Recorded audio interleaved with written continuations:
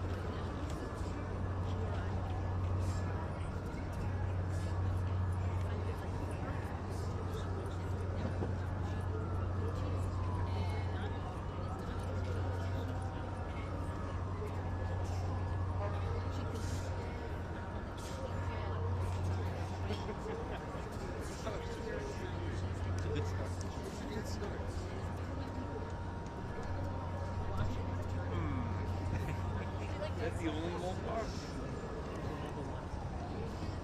That's the one.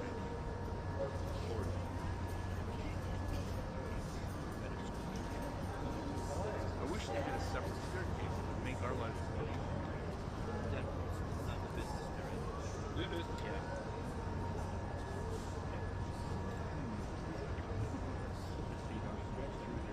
Thank you.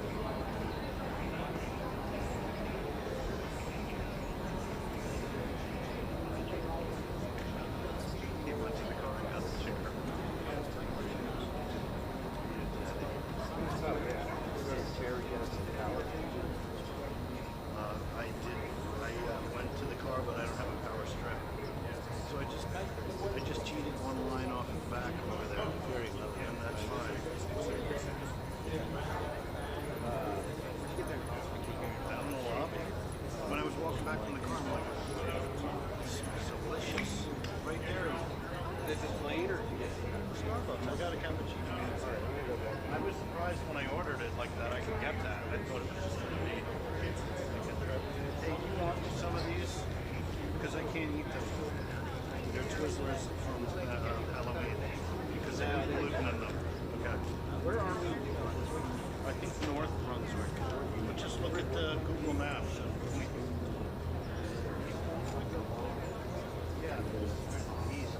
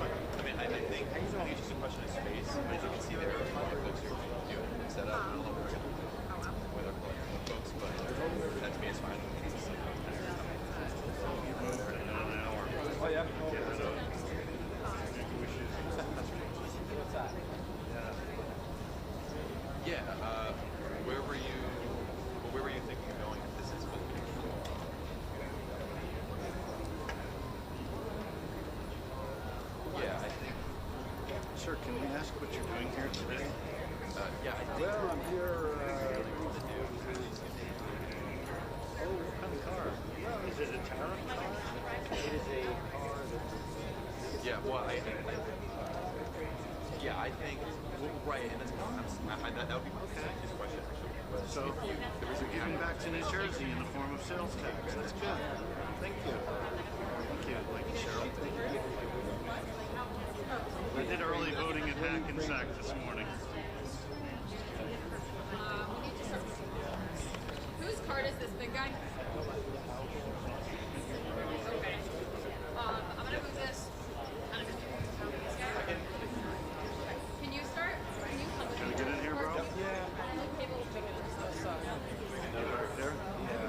Whatever you want to do. Yeah, but they can't say there anyway. So they said it's either there or one. Thank you.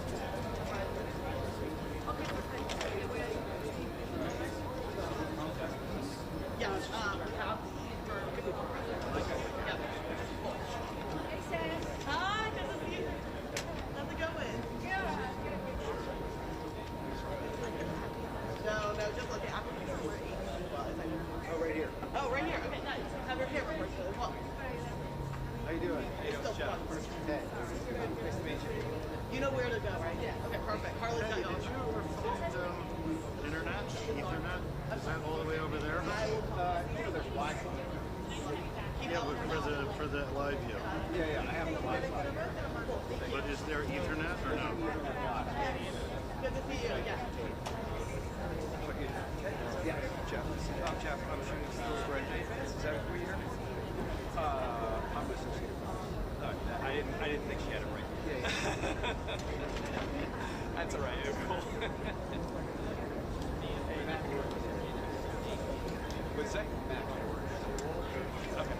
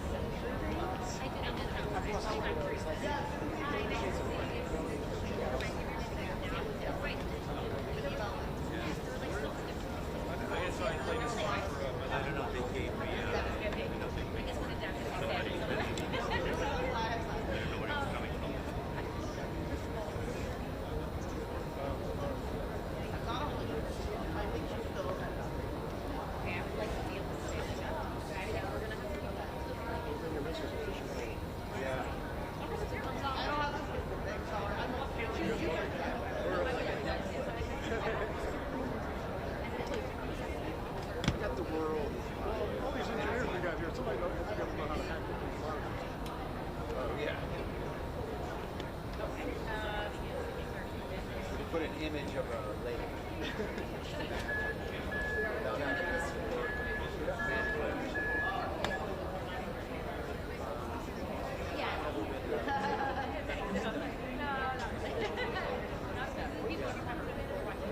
No, I'm gonna take the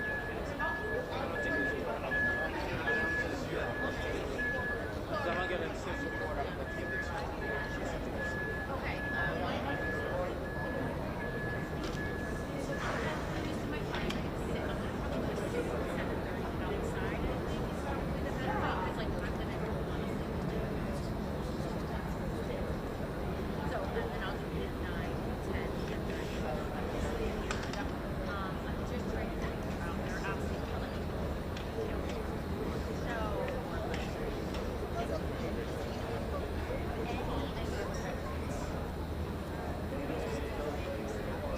We actually go get the mileage. I'm gonna go get a coffee. Yeah. Richard. Oh, Richard. I was going to get my life. I have 4 things I want to keep plugged in, and I only got 3. Okay. That would be great. You know, I'll be nicer to you. In that case. I got nothing else for you. I don't have carrot juice, dude. Are you still doing carrot juice? Of course I still drink carrot. Okay. Of course I still.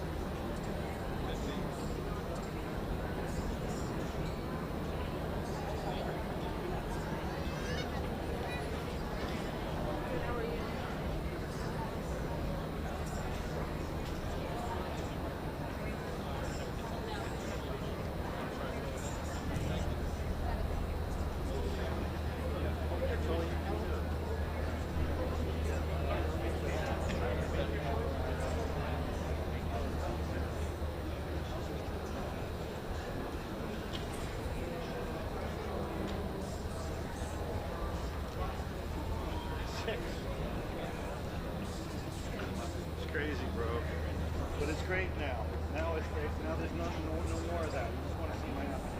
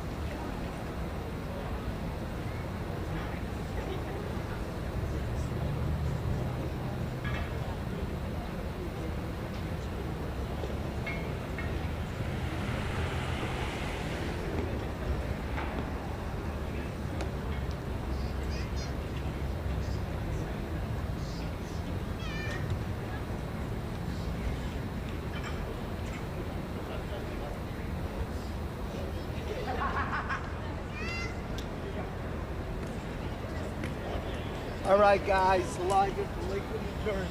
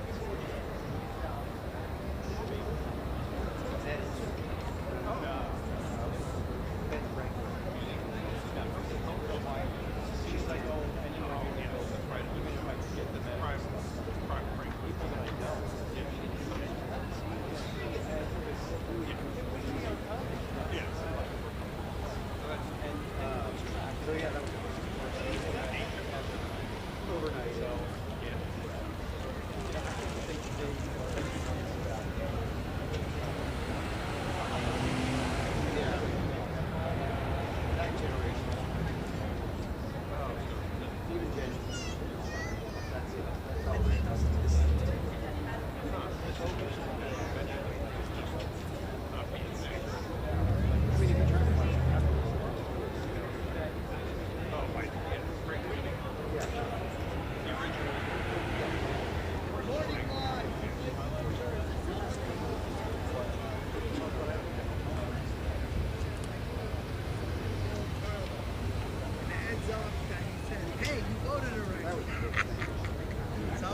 Just making sure. Listen nice, let's go. It was coming in, guys.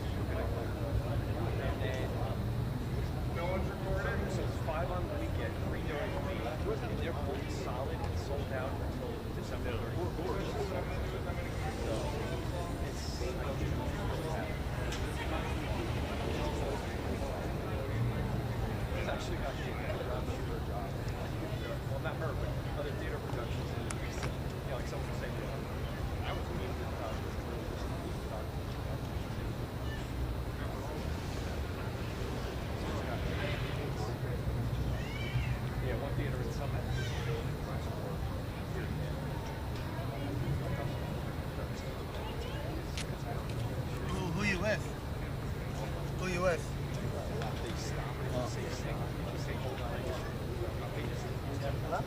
So nice.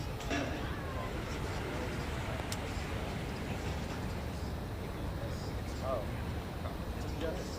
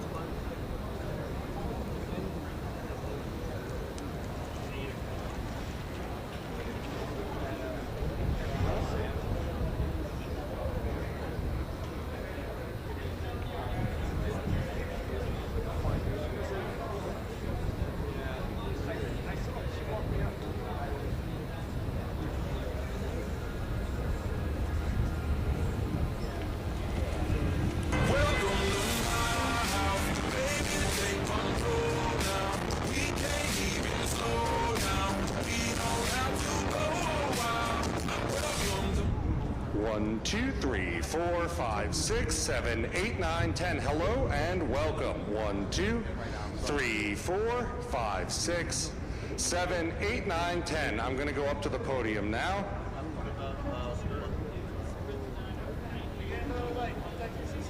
Girls spring into action. Hold on a minute. Let's see if I can turn it up. Oh, yeah. Oh, I hear it. I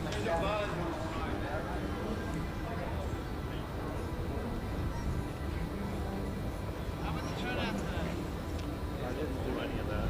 Someone said 29 or something like that. I want to speak to you. 1, 2, 3, 4, 5, 6, 7, 8, 9, 10. Podium mic. 1, 2, 3, 4, 5, 6, 7, 8, 9, 10. You guys all good? Cool. It's hot. On which box? Which box are you plugged into?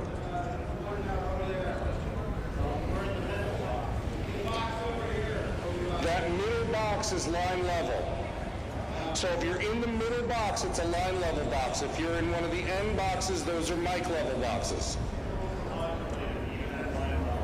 It's still overmodulating at line level?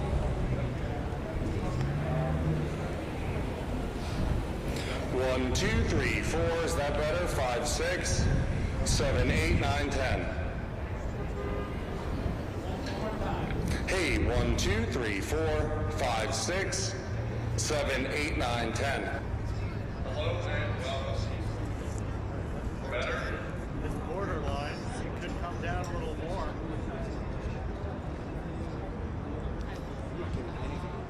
One, 2, 3, 4, 5, 6, is that better? Hey, 1, 2, 3, 4, 5, 6, 7, 8, 9, 10. Hello and welcome. That's good. Cool. If everyone sees audio, everybody's good?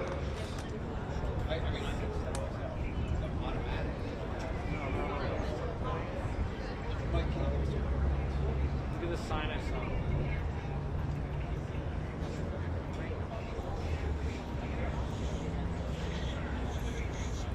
What do you want me to do?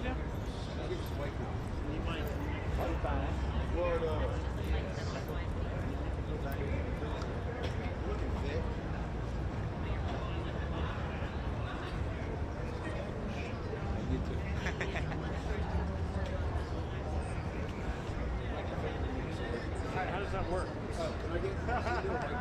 Like this? Up there? Yeah, that's going to be too small. Yeah, just right there. But this is from this hot light. Don't do that. Well, I mean, that's why I turned it on. 34. Not up on the bow. Up there? Yeah. Well, show light isn't on anymore. It was on before.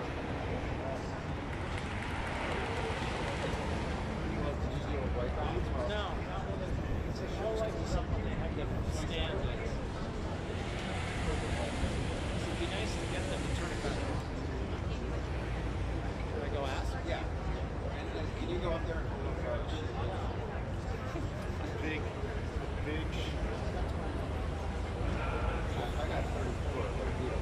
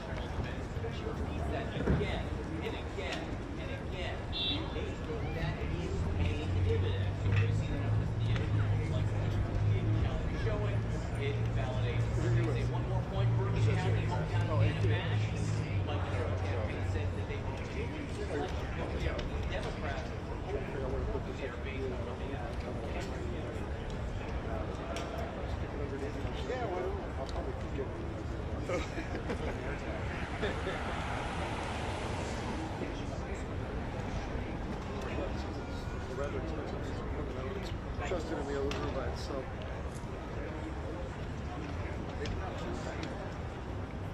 No, there's no chicken coop on the right. There's no chicken coop.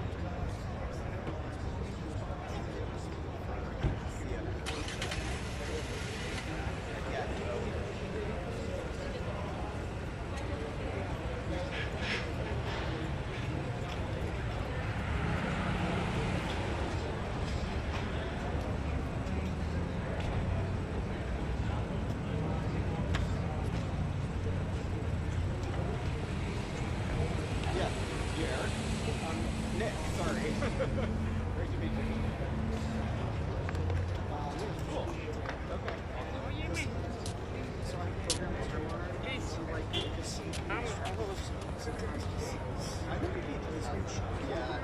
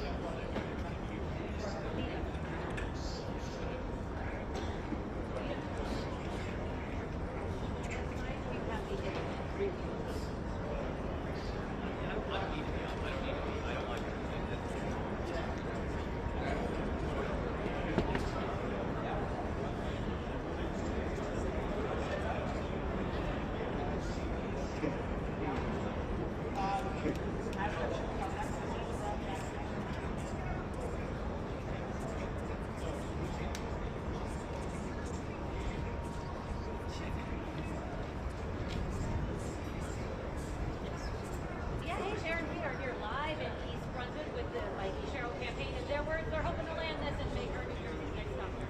I'll have the latest on that.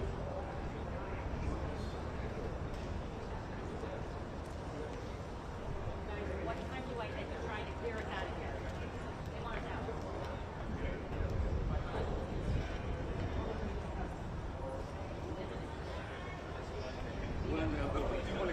Have cables if you need them. Yeah, I'm gonna thank you.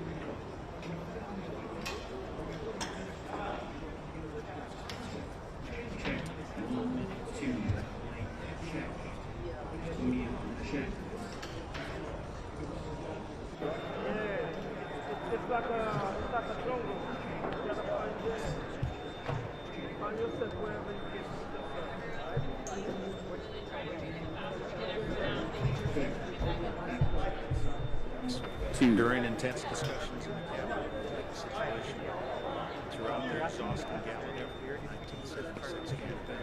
After serving as campaign manager for Ford's failed re-election, Cheney went forward to Wyoming and returned to Washington in 1978 as the representative of the Equality State, winning re-election 5 times. In 1981, Cheney was named Secretary of Defense. President George H.W. Cheney pushed hard for the rest election against Iraq. Saddam Hussein. When war came, America was there, and Secretary Cheney's leadership contributed enormously to the victory. Cheney won elections in 1992. Clinton defeated President Bush. I believe it's anyway without as a Republican voice, choosing to stay in the private sector. In one of the most arduous and complicated elections ever, Bush and Cheney defeated Joe Lieberman. And the U.S. Supreme Court ruled weeks after the election to cease recounts in Florida. We will always understand the pain of I just have to go flush to the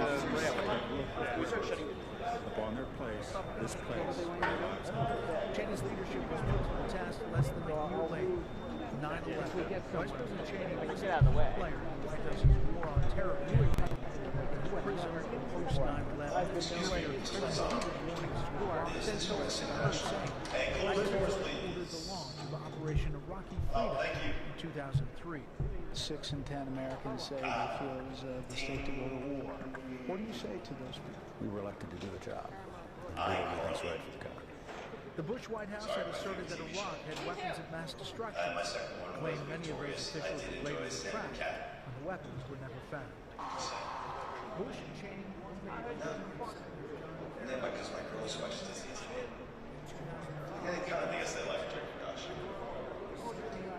I know, it's sure. It's so weird.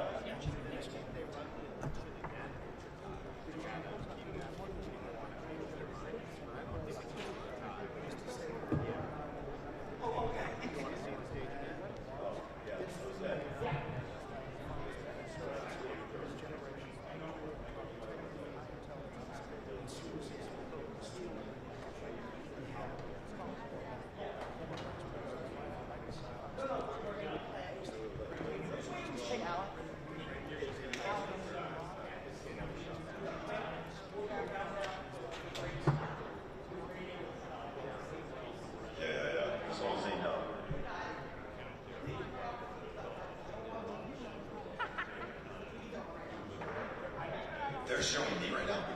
And the monitor's outside on the screen.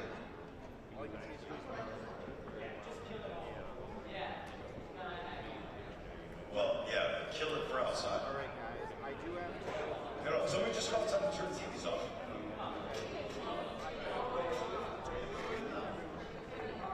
They shouldn't be live streaming out of this room to begin with. So yes. Right? We discussed that, right?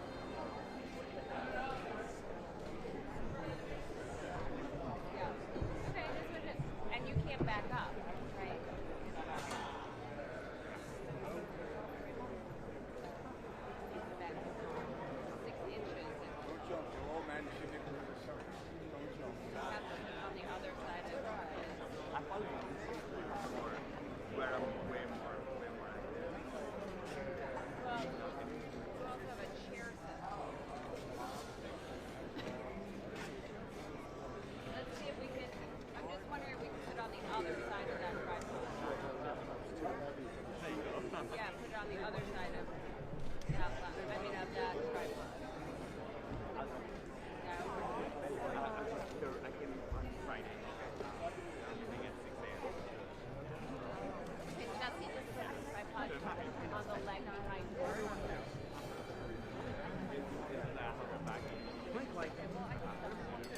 And that buys me like 2 more. Sure, but it's fine if he's What's your prediction? well, don't move back yet. Let him get on the other side of you. You're not on the other side of him. Yeah, there we go. And then the other side of the leg. No, and then the other side of the leg. And push it down and it'll be close. Yeah.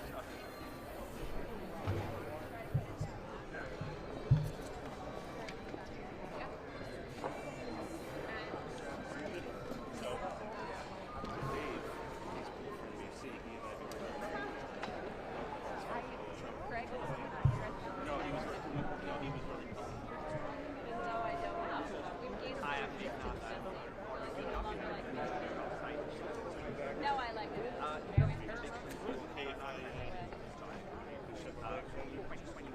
Just shove it up here.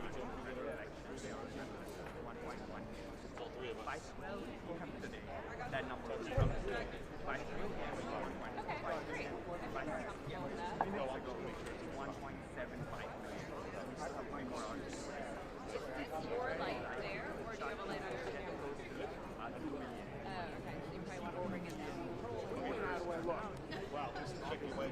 Yeah. Light white tall. Well, at least you have a light. For someone rather than, I mean, because there are a lot of orders aren't sort of as enthused about Cuomo himself as much as they dislike Zoran Mamdani.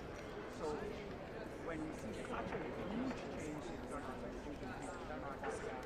it does bode well for Mamdani. And so now you have a lot of analysts also looking at the demographics of voting. So in terms of early voting, My way? Miss Warren. Hi, Linda. I can't wait to stand next to your long legs. What's that? I can't wait to stand next to your long legs. I'll put my heels on. That's all right. I'll put my sneakers on. No, I'm not going to put heels on now. I saw you outside. I saw you here. I know you were in front of me. I would say it's looking way more. Were you wearing a red jacket? I was. I left it outside. You know, I got it equal opportunity. Very sick. Hey, do you know where the bathroom is, by the way? Yeah, go right back out there, Yeah. immediately to your right. Okay, yeah, I'm leaving this one. Sure. All right, thank you. I'm leaving that here. I'm getting you your mic set up. We might be as early as 10. So I'm waiting to find out. I will make a coffee and run to the rest of the Chivalry is not dead, Joseph. I take back everything everybody said about it. Okay, yes, I have an extension cord. I was like the camera. Give me David's. You can throw everything else in my cart back there.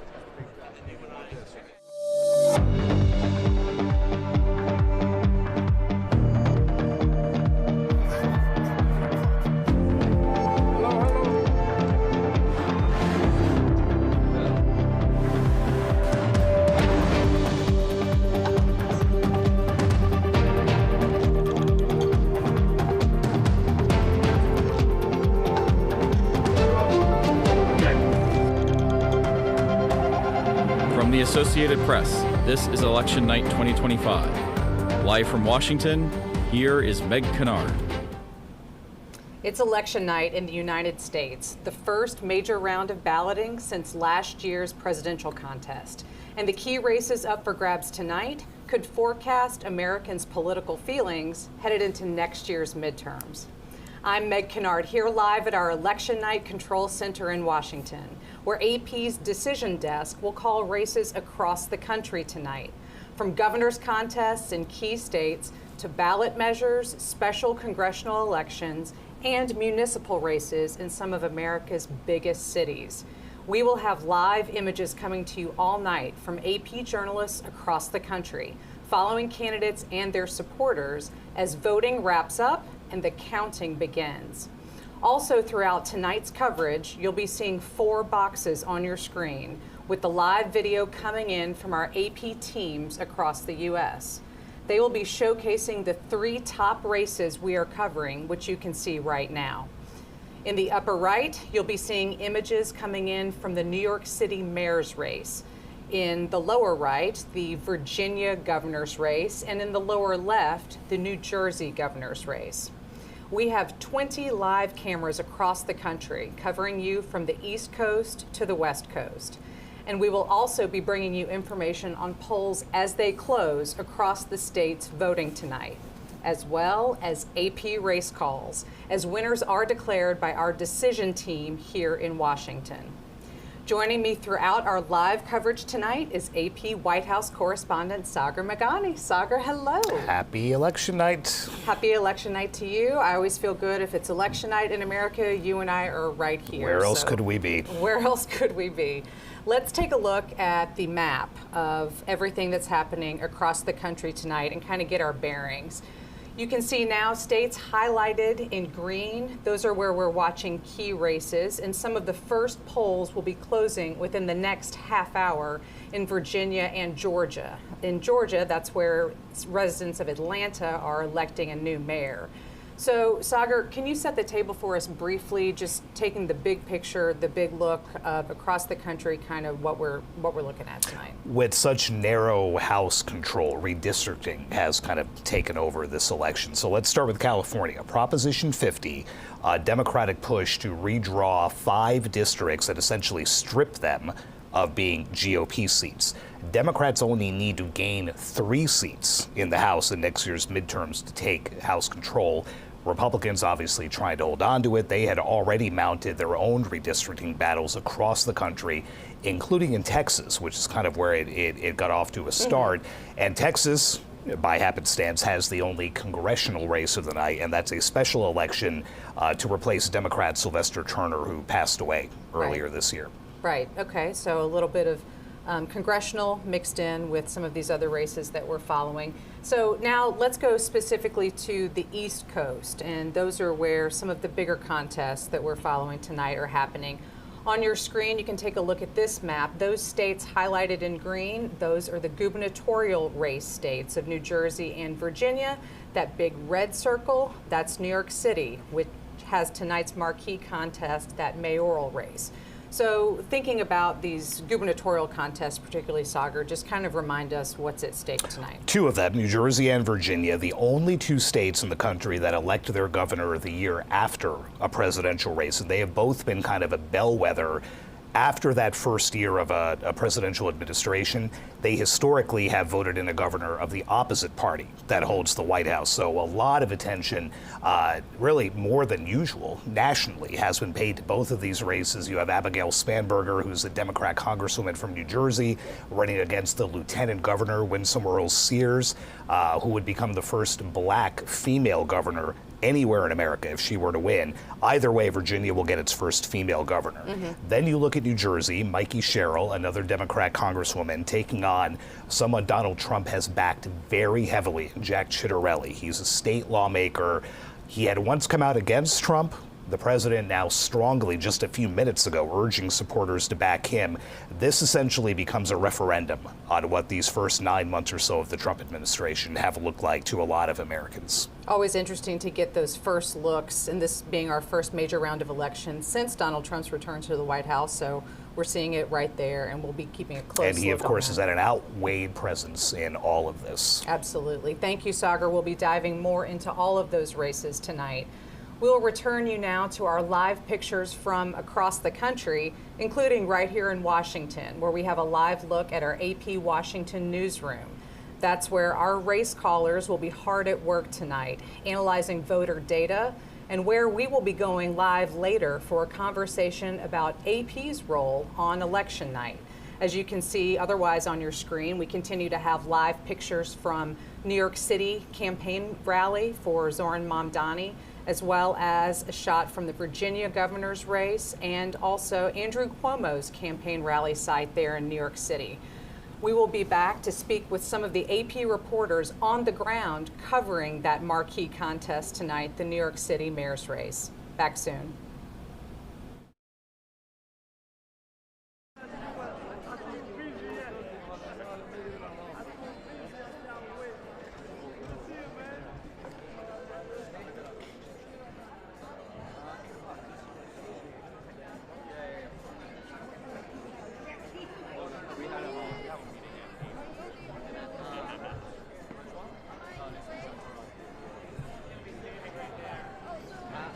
Which way?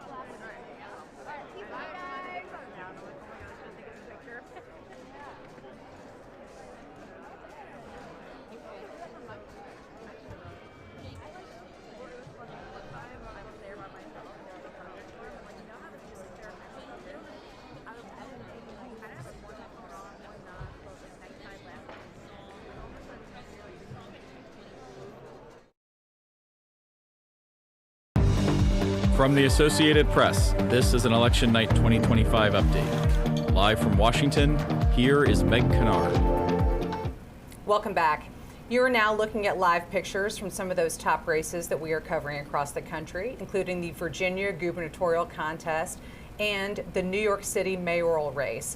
That race is perhaps tonight's top contest, with 3 candidates vying to lead the nation's biggest city. This election has been full of ups and downs, from Democratic nominee Zoran Mamdani's digitally focused campaign to the incumbent dropping out but remaining on ballots, and a former governor losing the Democratic primary and now running as an independent. I'm joined now by AP correspondent Philip Crowther, who is live tonight at the election night headquarters for Mamdani.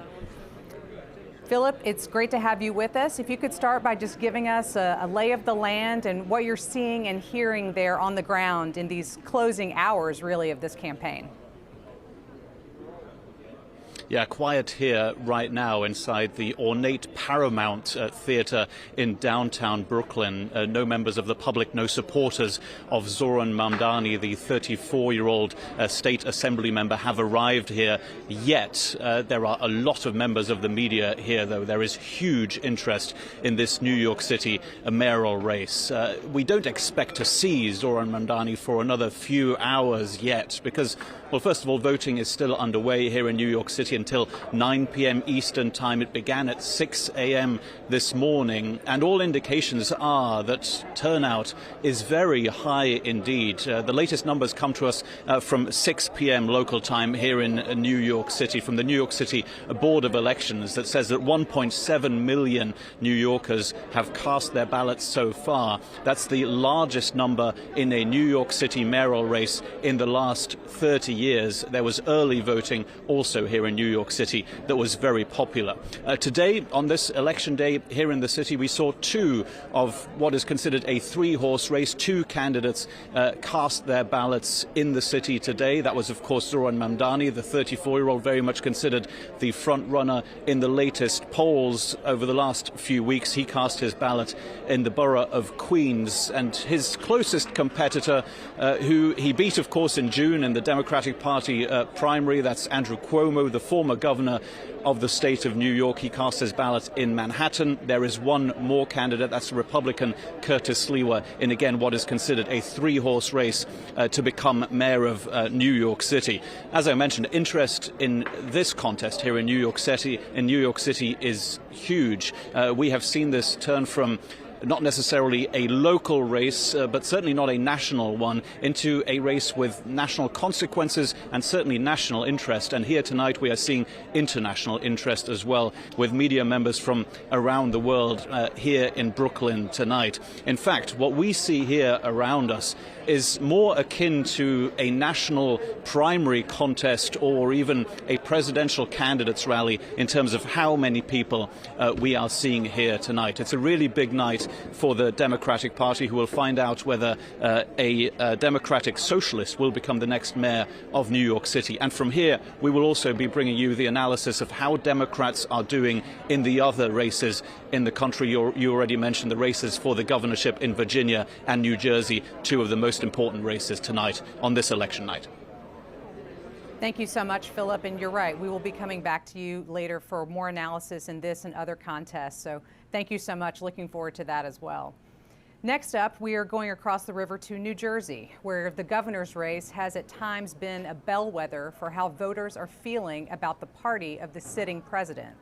AP correspondent Mike Sisak is live at an event where supporters of Jack Ciattarelli are gathering on this election night. Hey, Mike, it's really good to see you, too. Now, I'm hoping you can kind of do the same thing for us and give us a sense of how the closing days of this campaign have been going and what you're seeing there tonight on election night.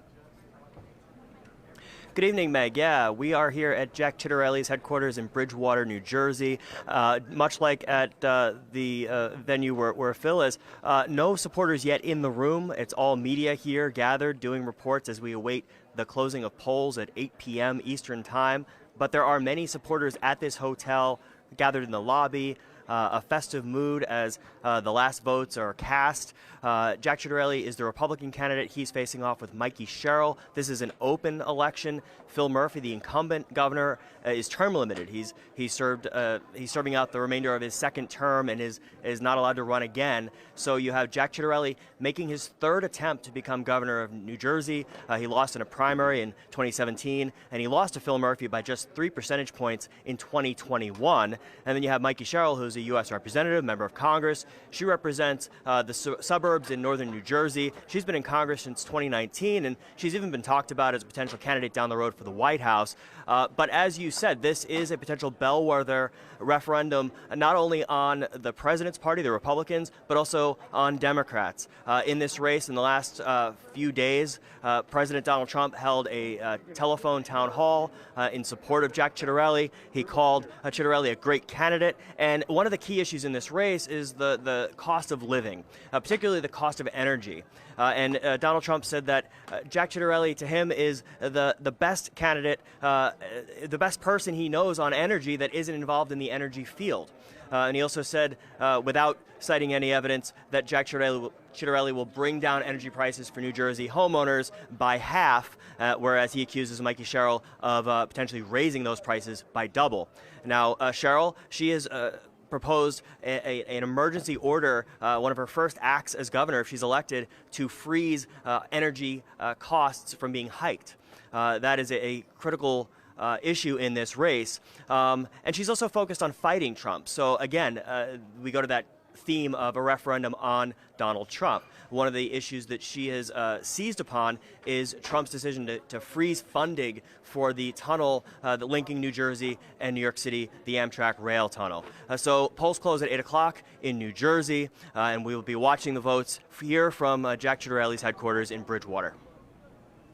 Thank you so much, Mike. We will keep an eye on that and be back to you to get more information tonight, as well as keep our eyes peeled for those poll closings coming up, like you mentioned. The AP has played an important role in U.S. elections for nearly 180 years. With that in mind, we will return you now to our live look at AP's Washington, D.C. newsroom. This is where our decision desk is going to be making the calls that declare winners in tonight's elections. And in just a few moments, we'll be bringing you rare live access to that newsroom, where we'll learn more about what goes into these decisions from Sagar's conversation with Washington Bureau Chief Anna Johnson. After the break. See you in a moment.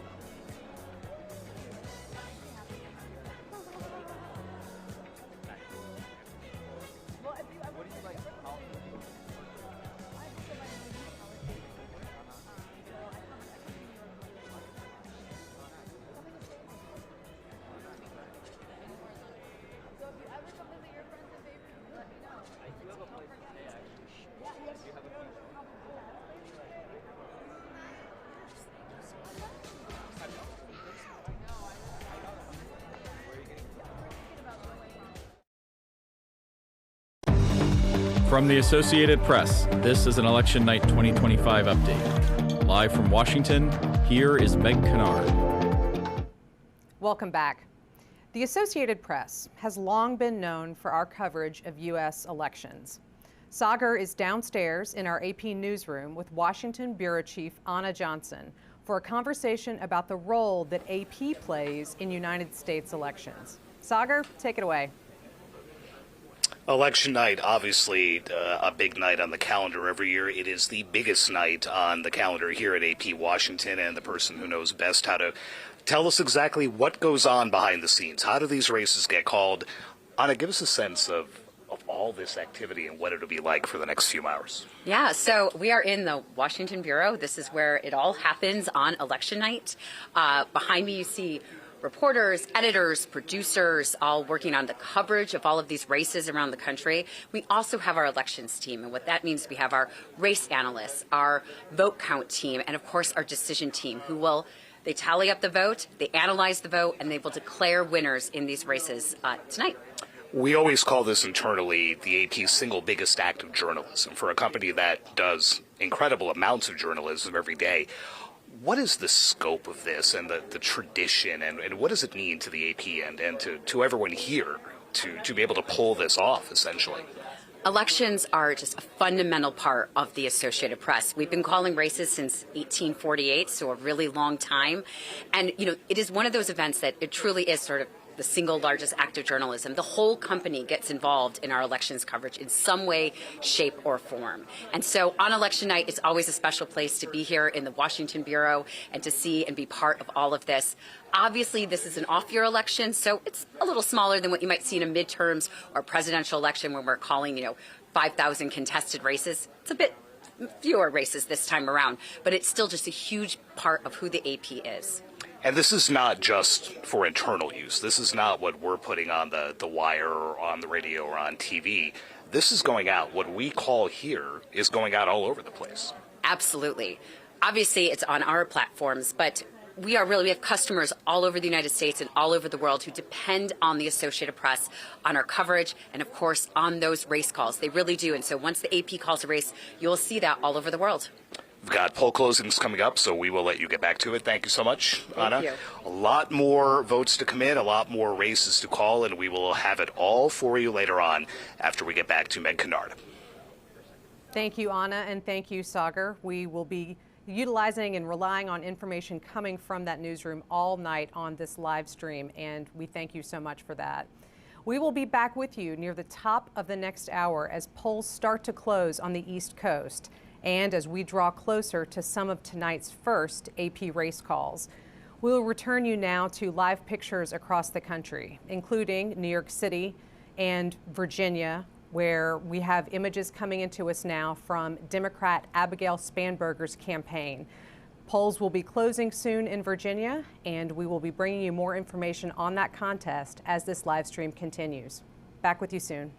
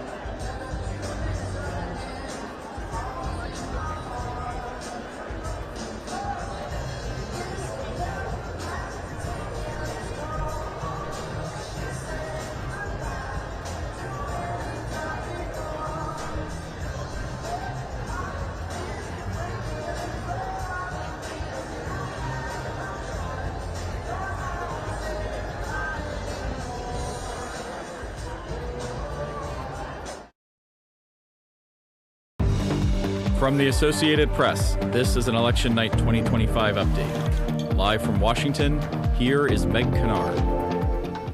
Welcome back. We now have our first round of poll closings in tonight's elections. Voting has concluded in Virginia, where voters are selecting their next governor, and in Georgia, where there is a mayoral race tonight in Atlanta. We're not making calls in these races yet, but Sagar, I wanted to take a moment to kind of dive in with you a little bit on the candidates, particularly in this Virginia gubernatorial race. Remind us a little bit about their bios and how they've staked their campaigns this year. There will be history made one way or the other. Virginia has never in its long history had a female governor. It will be one of these two candidates. You have Abigail Spanberger. She's 46. She's a sitting member of the House of Representatives. What's interesting about her is she has gotten away from what the Democratic Party has been pushing and focusing on, which is that progressive part of the party, the Alexandria Ocasio-Cortez type folks. She's more of a centrist to the left, and that was what helped Democrats win the House in 2018. She is banking on that same approach, helping her win here. And Democrats are watching to see if that message resonates, if that's something after being beaten so badly a year ago, would that kind of approach, would that shift help them replicate that come the midterms? She has a very interesting resume. She was a CIA case officer. She used to go undercover overseas. Then she became a businesswoman. Then she ran for the House, where she has now served for 6 years before leaving to run this race. She had Barack Obama campaign with her over the weekend, the biggest name in Democratic politics. Right. Contrast that with Winsome Earl Sears, who is the sitting lieutenant governor, staunch conservative, backs Donald Trump. Donald Trump did not endorse her. Donald Trump did not say her name during a tele-rally for the GOP ticket. Right, he's just said, I support Republican I support, you should vote not for the Republican Right. candidate. He held a rally for them and never said her name. So that doesn't bode well from the perspective of a lot of Republican voters who say, oh, Donald Trump backs them, I'm going to back them too. So it'll be interesting to see whether that plays in. She has an interesting background as well. She was born in Jamaica, immigrated to the U.S. as a little kid, also served in the military. She was an electrician in the Marine Corps, then became a business owner, then started running for lower offices in Virginia. She is the only woman to have been elected statewide like that. She would become the first black female governor anywhere in America if she is able to pull off what at this point does not seem very likely based on some of the polling. Abigail Spanberger's all but written her off, but we'll have to see what happens there. Certainly, and now that polls are closed, maybe we'll start to see some of those results coming in, and then we'll get closer to those AP race calls from tonight. So thank you so much for that recap. We'll be back with you in the next half hour as more polls close in Charlotte as well as Cincinnati, which is holding a mayoral race of its own tonight. We will also keep watching live video from tonight's major races, including New York City, as you see on your screen with that top mayoral contest tonight. We're also going to bring you some live pictures from Houston, where voting is going to be wrapping up in the next couple of hours, but we are seeing some long lines outside this polling location that you see as folks are getting off work and stopping by their polling place to cast their votes. We'll be back with you soon.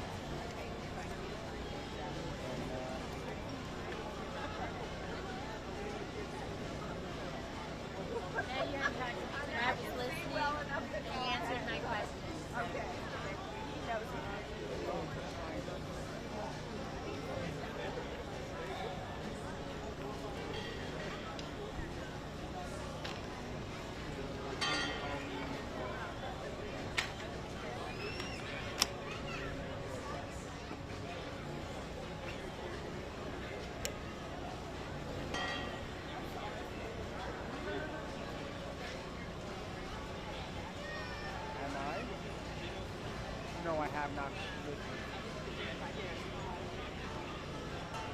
They know that.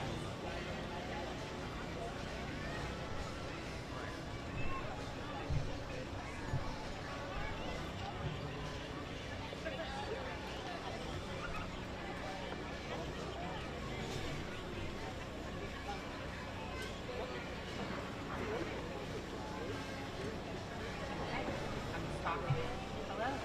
All right. This is what the mic sounds like. I can't see any of you. It is very bright up here. But mic sound good.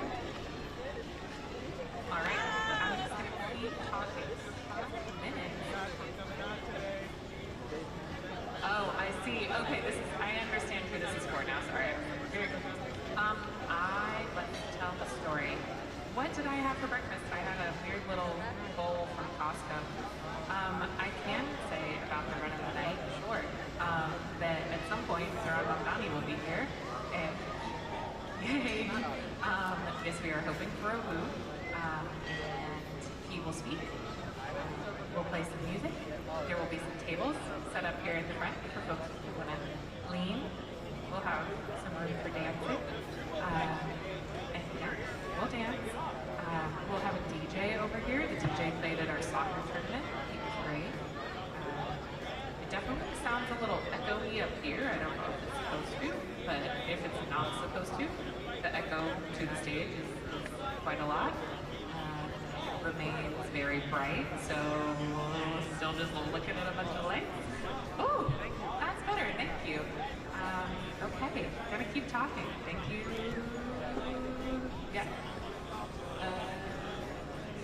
Nope, we're still checking. Okay, keep checking. Let's see, what did I have for lunch today? I had matzo ball soup from the Juniors across the street. It was really tasty. If anybody needs some matzo ball soup, head on over to Juniors. Might get some cheesecake later.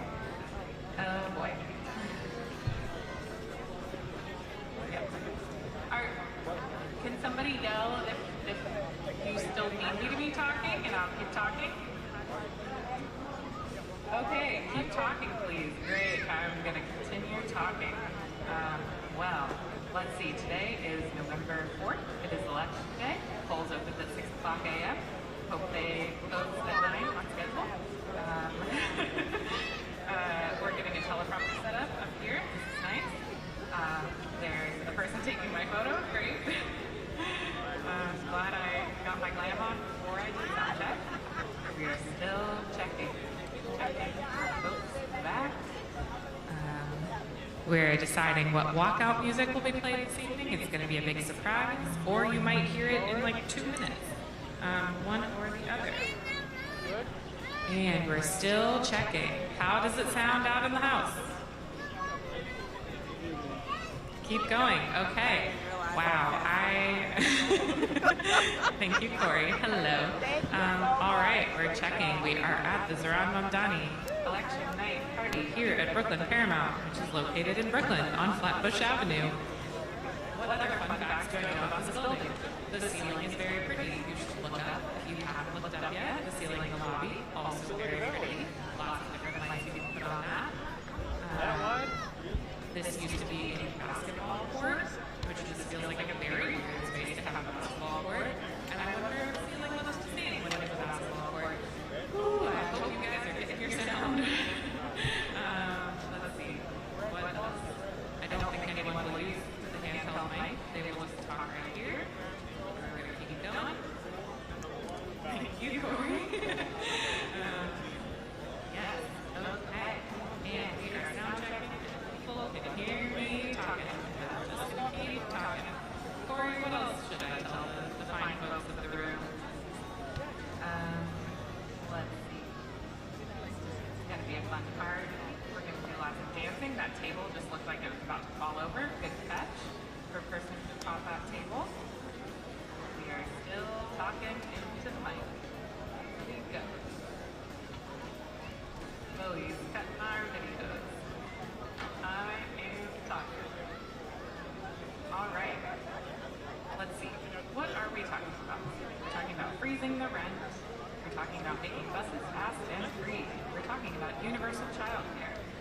Mamdani will stand up here and say a lot of words about those things. He will thank our staff. He will thank our volunteers. He will, I should not be previewing, I don't know what he's going to say, but I imagine that's how an election day speech goes. And we're still checking. In the House, do we still need me to be talking?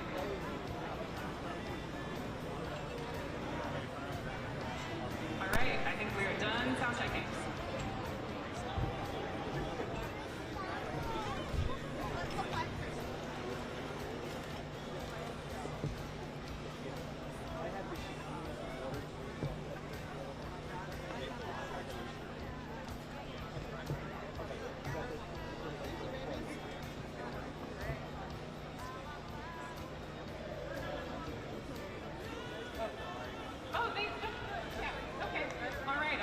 To keep talking. I don't know who needs me to still keep talking, but I will keep talking. What else can I talk to you about? Today is November. The weather was very nice. It was not super cold. If you were at our election night party in June, it was quite hot. It was on a roof, and we didn't have nearly as many risers. So I hope this is feeling like an upgrade. We are still checking. I don't know what to tell you about. What's happening in the news today? It is 7:27 p.m., which means polls close. Oh, it's dark now. Okay, polls close in about an hour and 33 minutes. And I am still up here talking. I hope I will not be talking for another hour and 33 minutes, but I am continuing.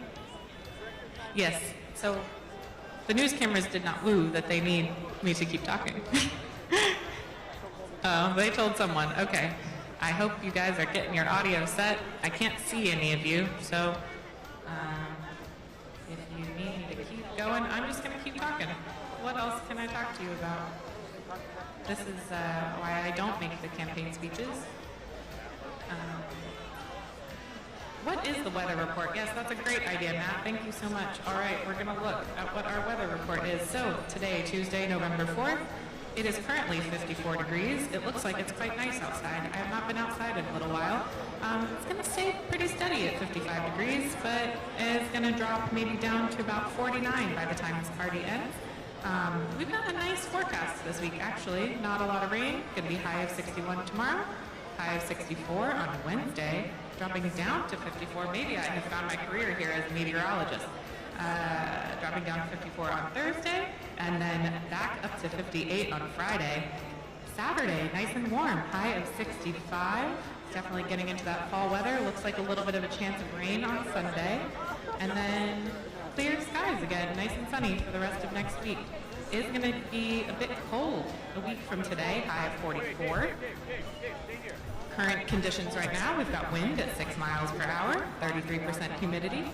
Dew point at 26 degrees. Not too humid. Thank you. I'm just going to keep going because I think y'all need me to still be talking, but I hope I can stop talking soon. Sunrise this morning was 6:30 a.m. You know, we walked across the bridge at sunrise yesterday morning, and it was a very rude awakening that sunrise had gotten an hour earlier. If we had done that last week, it would have been at 7:30, and it was a very early day. Sunset, 4:48, also pretty rude. Not the end of the world, though. Let's see. Currently, UV index 0. I think it's dark outside. And pressure, 30.13. Let's see what our hourly for tomorrow is looking like. I think we're going to start 46 degrees in the morning, all the way up to 58 at 11 a.m., up to 64 at 2 p.m. 2 p.m. sounds like a nice time to go outside tomorrow. How are we doing out there? Are we getting our sound set? Do you want me to keep talking? The guy that told me to keep talking isn't there anymore. Humidity looks like it's going to be a little bit more humid tomorrow, 43%. Sunrise at 6:31 a.m. and sunset a minute earlier at 4:47 p.m. That is so early. Let's look ahead to Friday, getting into the weekend. Our sunset on Friday is going to be 4:45 p.m. This is a real bummer, you guys. I'm very disappointed that we are in that time of year where the sun is setting very, very early. All right. Let's see what else we've got happening. We are in November, blah, blah, blah, blah. You guys still need me to keep talking. I now can see that there's someone on a ladder, which is very exciting. I can't see where the ladder is going, but it's looking good. We've got lots of lights set up here in the space. I like that bubbly one over there. Are we good? No, you were not telling me that we're good. Okay, just gonna keep going. These cocktail tables at the front are looking beautiful. Thank you so much for setting those up. It's a very nice, very chic looking tablecloth situation that we've got going there. Those will be the hottest seats in the house. From the Associated Press, this is an Election Night 2025 update. Live from Washington, here is Meg Kennard.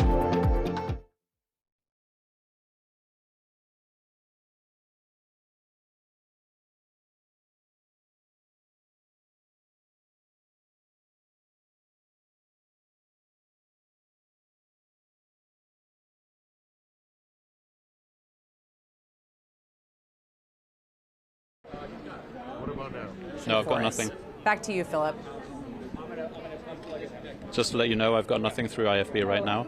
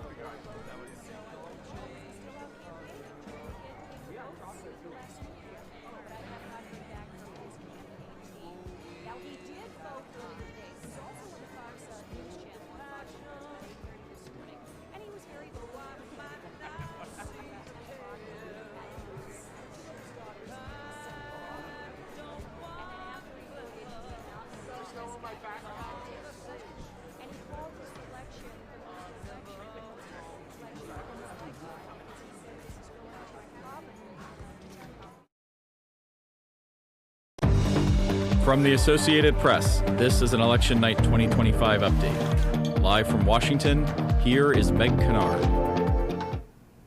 Welcome back. And we have Philip Crowther back in New York City, where he's been covering the mayoral race for us this evening, and we're going back to him for some more information. So, Philip, back to you. Yeah, and it's great to be with you from the ornate Paramount Theatre here in downtown Brooklyn. This is the headquarters for Zoran Mamdani tonight, for the 34-year-old state assembly member here in New York. This is where we expect him to give his speech later tonight, a speech that, of course, he himself hopes will be a victory speech. A little note on timings here in New York City. Voting underway. We still have just about an hour and a half to go of voting. It closes at 9 p.m., started at 6 a.m. this morning, and of course here in New York City there was early voting as well. And it's worth noting that the numbers, the participation in this mayoral election so far, those numbers are very high. The New York City Board of Elections says that 1.7 million New Yorkers have voted so far. That was at 6 p.m. tonight.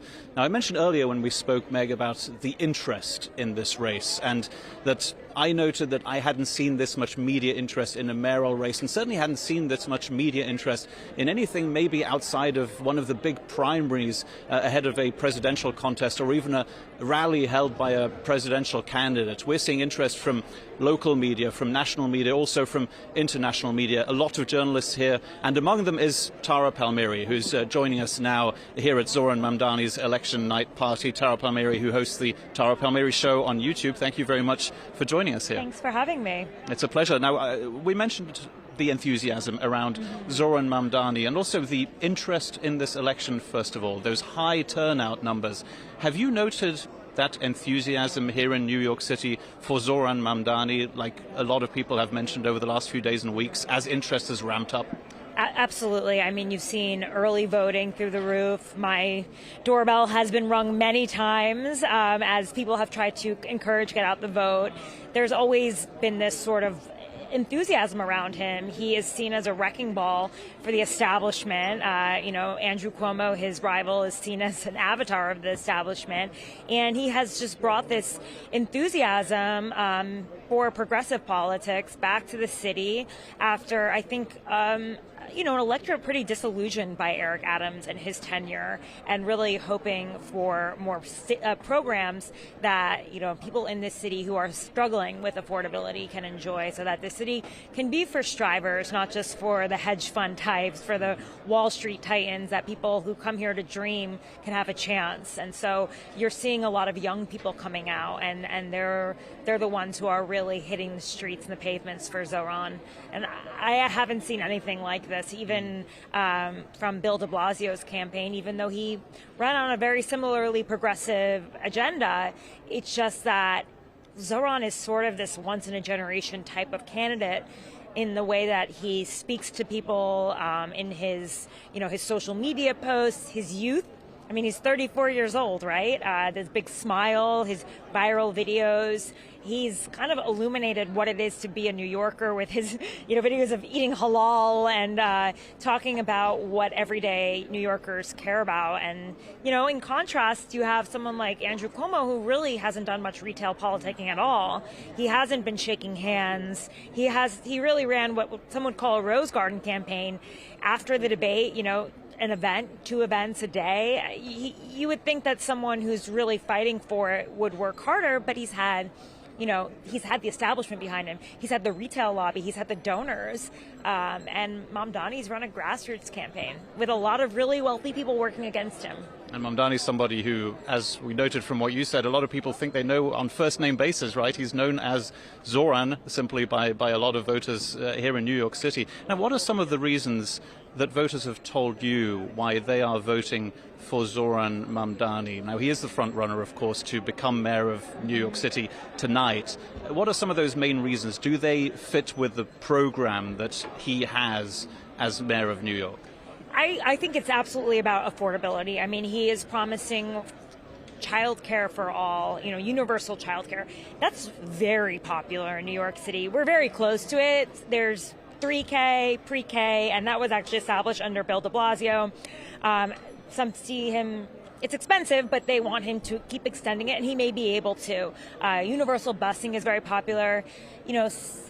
City-run groceries, it's never been done before. I mean, they tried to do it in Kansas. It didn't work out too well in Kansas City, but if New York can't do it, he's only suggesting 5. He does say he wants to raise corporate tax rates and the tax rates on wealthy individuals, but that would have to go through the state, and I don't think that Kathy Hochul would do that in an election year. She's the governor and she's up for re-election. But I do think she's going to be supportive of a lot of these progressive ideas, because it was New York City that really helped her squeak out a win against Lee Zeldin in the last race, and she's going to need progressives to help her get over the line in the next election. So she needs Zoran Mamdani, and that's why you saw her campaigning out there with AOC and Bernie Sanders recently, and then there's Kathy Hochul, this kind of center-left Democrat. It was a little odd, but she's clearly aware that she needs this constituency to win, whereas, you know, Hakeem Jeffries, the minority leader, neighbor, a little bit careful about endorsing. Chuck Schumer still has not endorsed, and I think that just shows you how threatened and worried the Democratic establishment is about a Democratic socialist running a city of 8 million people, which is as large as Virginia, the other election in this tonight. So we'll see how he does. 2 million people coming out, that's a lot. That's huge turnout. I don't think I've heard of that in my entire time covering city politics. I used to be a City Hall reporter for the New York Post, certainly not in the elections that I covered. So we'll see what the numbers are like. Everyone's just looking to see if he pushes over 50%, and if he's able to do that, that means his mandate will certainly be stronger, and he could make arguments to the state Senate and to the city council to really approve some of his broader and far-reaching agenda. You've covered quite a few races for mayor here in New York City, and the administrations of Bloomberg and de Blasio. In how far would you say this race, this time around, is different to other mayoral races that you've seen in this city? I think by the third term that I covered for Mayor Bloomberg, people were a little bit over it. He had to spend a lot of money. He ran as an independent. They sort of begrudgingly took him for a third term, right? There wasn't a sort of enthusiasm. When I covered Bill de Blasio, you know, I think there was excitement, but I don't, and I think, you know, he leaned into having a biracial family, and that was kind of cool and different. Go with the fro was his campaign based on his son's fro, and he had this very progressive agenda as well, but he didn't really spark a national interest in the way that Zoran Mamdani has. And so I think what you're seeing right now is just like a surge of youth vote. And you know, there's the other part about it is that Zoran Mamdani is very controversial because of his stances on Israel, right? And you know, he said that if Bibi Netanyahu, the Prime Minister of Israel, comes to New York, he will arrest him for being a war criminal. This is a very controversial stance in New York City, a city where Bill de Blasio went to visit Israel. You know, Andrew Cuomo has gone to visit Israel. Mayoral candidates are asked whether they will go to visit Israel. And it's interesting, when he was asked during the debate if he would go to Israel, he was like, I'm the mayor of New York. I'm not going anywhere. I'm staying here right now. But, you know, it's sort of, it's a difficult place to have that sort of position. And he was, you know, literally protesting outside of Chuck Schumer's house in support of the Palestinian people. And it's some of his comments in the past have made a certain white ethnic group of Americans in New York City, New Yorkers, uncomfortable with him, and have, I think, kept Andrew Cuomo in the race for as long as he's been running on an independent line. Well, certainly a race that's being watched very closely. We'll hear more from you throughout the night. That's Tara Palmieri, who hosts the Tara Palmieri Show on YouTube. Again, we'll be hearing a lot more throughout the night on this mayoral race here in New York City. Again, we do expect to hear from Zoran Mamdani, the 34-year-old state assembly member, on stage here at the Paramount Theatre later tonight. Of course, after polls close, that's at 9 p.m. local time. And Meg, of course, will be bringing you the updates from here throughout the night as soon as Zoran Mamdani is on the stage. Again, he hopes that his speech here in downtown Brooklyn will be a victory speech. We are seeing slowly but surely his supporters arriving here, and they again hope to celebrate a victory here tonight. Thank you so much, Philip. We will be keeping a close eye on video coming into us from where you are there with Zoran Mamdani's campaign. We're also continuing to keep a close eye on some more of the live video that you see on your screen, including coming into us from Virginia, where polls have now closed, and so now the counting is ongoing in the governor's race.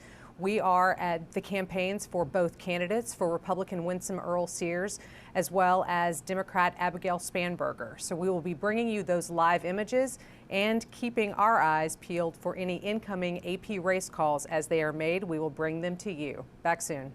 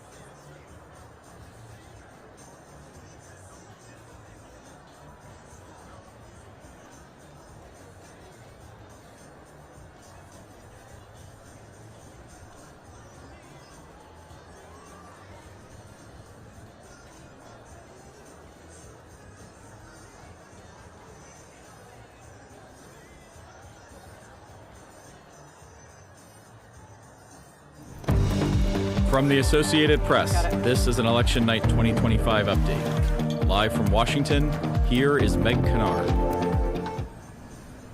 This is a breaking alert that has just moved on the AP wire. The Associated Press has determined that Democrat Abigail Spanberger has been elected as Virginia's first female governor. This call comes about an hour after polls closed in Virginia, the first in the wave of poll closings happening this evening across the country. Joining me to dive further into this race is Zoran Mamdani. Sagar, so let's recap. What was at stake in this race, and what does it mean now that AP has declared Spanberger the victor? Like the other races all around the country, Meg, this is essentially a referendum on the first 9 months of the Trump term. He lost Virginia in 3 straight races, but gained ground in the most recent presidential election last year. So this was essentially a test of whether someone like the sitting lieutenant governor, who is generally in the Trump type of mold, Winsome Earl-Sears, could be a Republican that would win in a swing state. That obviously did not happen. This call came very quickly. Abigail Spanberger, who has been more of a centrist Democrat than a lot of the progressives that we've seen, that seemed to resonate with voters there. Keeping in mind that Virginia's been particularly hit hard by a lot of Trump policies. More than 100,000 federal workers in the state. So the government shutdown that as of midnight will become the longest in American history has hit hard there. And Spanberger made it a point not to directly go after Trump in her rally. She often didn't even name him. She just talked about ways the state could move forward. That obviously resonated over picking someone who, again, is in Trump's general mold.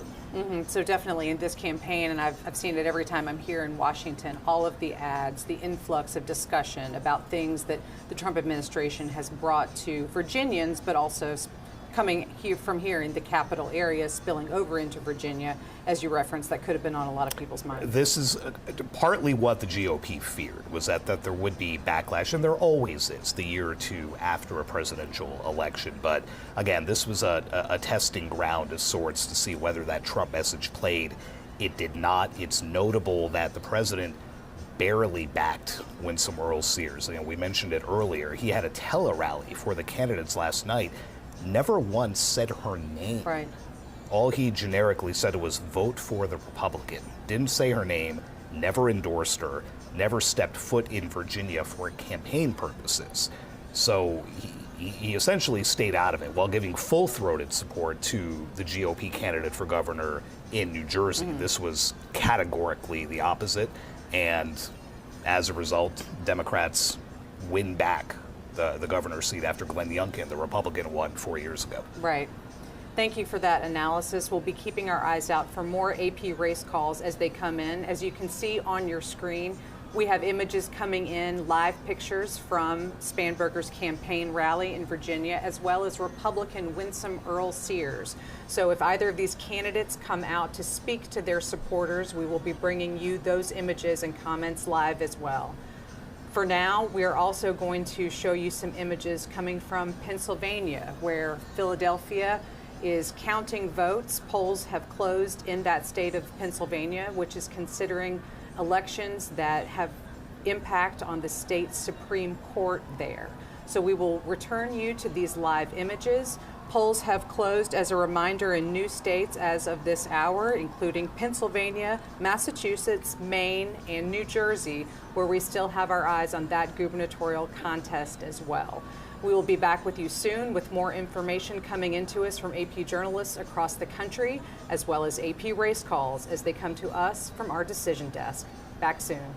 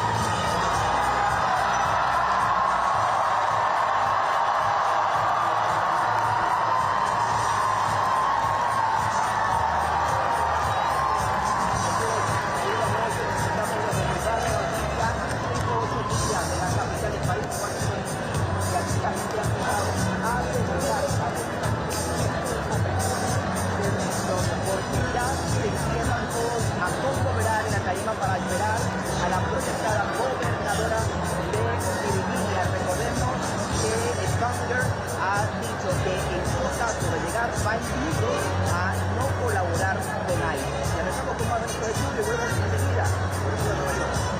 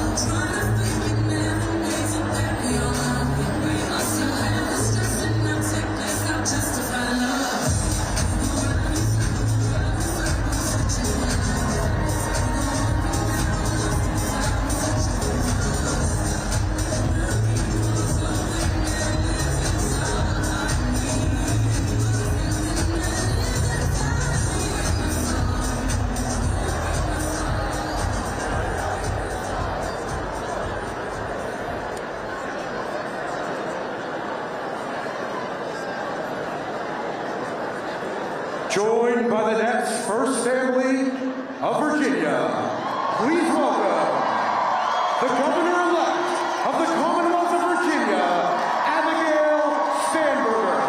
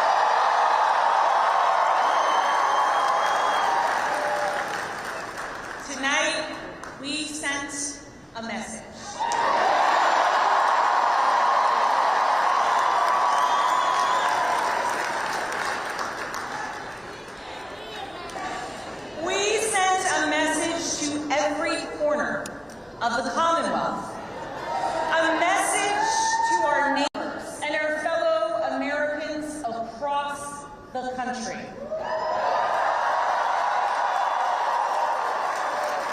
We sent a message to the whole world that in 2025, Virginia chose pragmatism over partisanship. We chose our Commonwealth over chaos.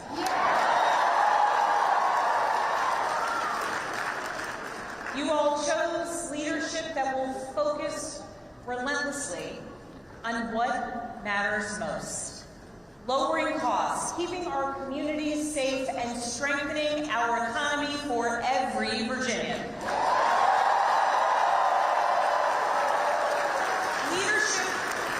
Leadership that will focus on problem solving, not stoking division.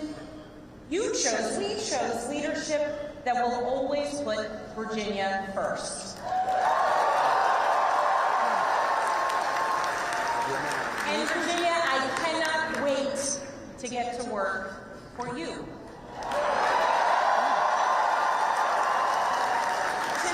Tonight we turned a page. We turned that page by listening to our neighbors, focusing on practical results, laying out a clear agenda and leading with decency and determination.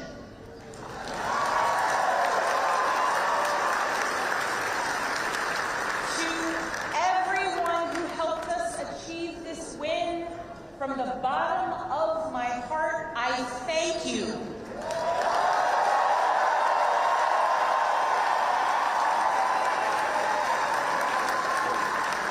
I thank you for the trust that you have placed in me, and it is the honor of my lifetime to be elected the 75th governor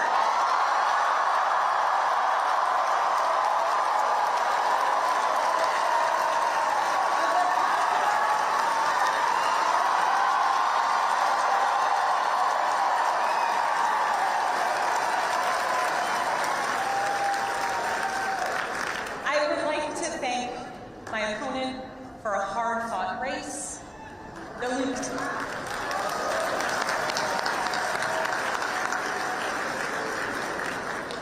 Lieutenant Governor's story, her military service, and her years of service here in Virginia deserve our respect and our gratitude, and I ask that you join me in wishing her and her family well.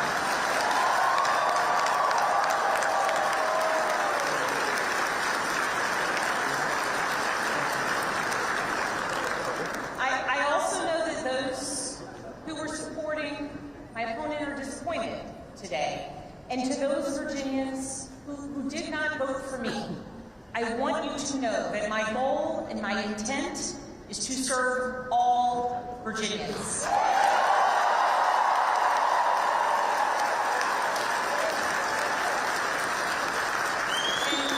And that means that I will listen to you, I will work for you and with you. That is the approach that I've taken throughout my entire career. I have worked with anyone and everyone, regardless of political party, to deliver results for the people that I serve. And that's because I believe in this idea that there is so much more that unites us as Virginians and as Americans than divides us.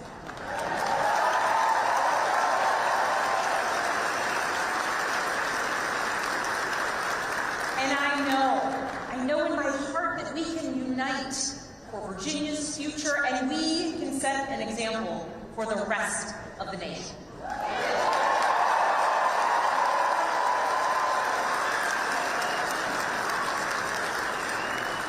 Our founders understood this from the very beginning. They didn't choose to call Virginia a Commonwealth by accident. They chose it to signify that our government would be based on the power of the people united for a common good. Not for a political party, not for a president, not for a monarch, but for a common good, together. And tonight, Virginia proved that that tradition is alive and well. We are still a Commonwealth in every sense of the word.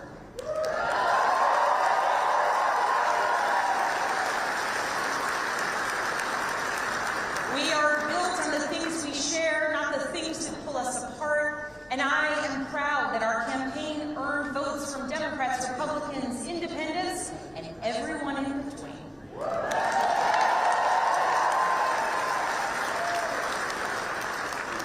That's the Virginia I know, that's the Virginia I love, and that's the Virginia I will have the honor of serving as our next governor.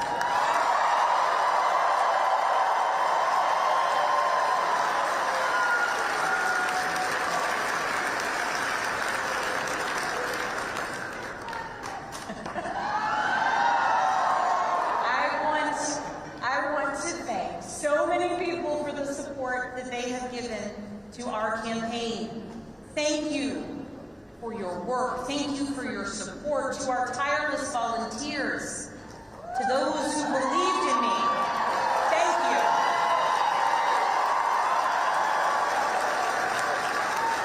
Thank you for devoting your time, your energy, your conviction to this campaign. Thank you for braving the weather, the heat, and then the cold, and then the rain, and then the sun. It's Virginia, after all. Thank you.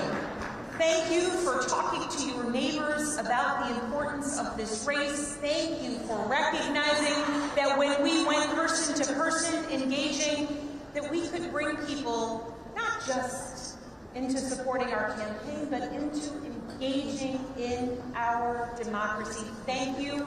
We won this race because of you.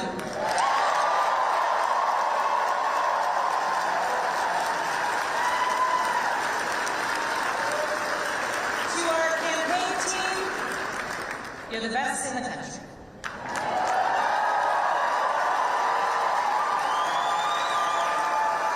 Every single member of our team, every single one of you, you work tirelessly for the change, the progress, the policies, the connection, and the respect that you want to see in our communities. Thank you for working so hard. Thank you for giving people hope. Thank you for knocking on doors in the sweltering heat. Thank you for showing kindness. Thank you for showing up in every corner of Virginia. Thank you for diving deep on policy. Thank you for capturing moments and the essence of our campaign. Thank you for reaching voters everywhere. And thank you for believing that Virginia could and would send a hopeful and joyful message tonight.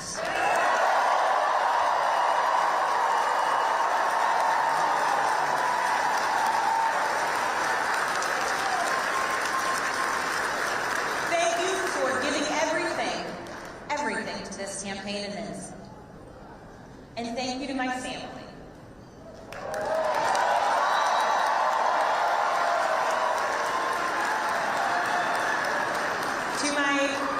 To my husband Adam.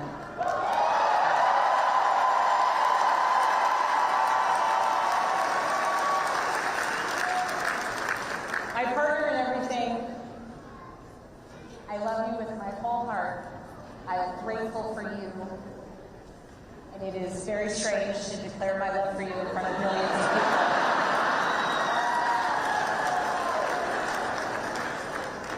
But every adventure we have ever been on has been worth it because you have been by my side. I love you, I'm grateful for you, and I cannot wait to see what the next couple years bring.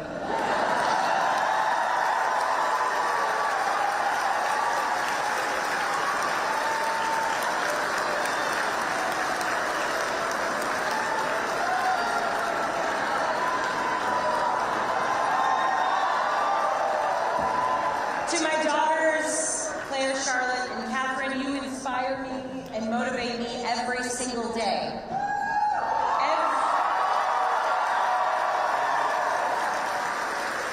Everything I do to build a better future for you and for all of Virginia's children, and I am so proud of you every single day. I am lucky to be your mother. And Catherine, you did not clean your room today as you promised me.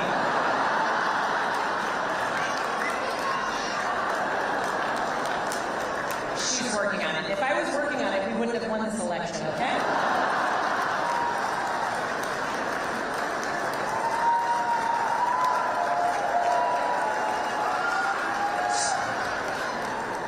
To my sisters, my dearest and earliest friends,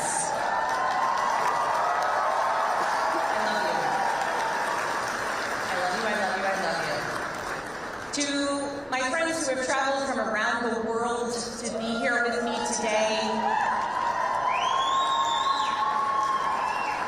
thank you. Thank you for making me who I am, and thank you for always believing in me. And to my parents, I love you. Thank you for leading by example every day. And I know that today is a day that you all could have never imagined. But you taught me the importance of service to others and relentless hard work.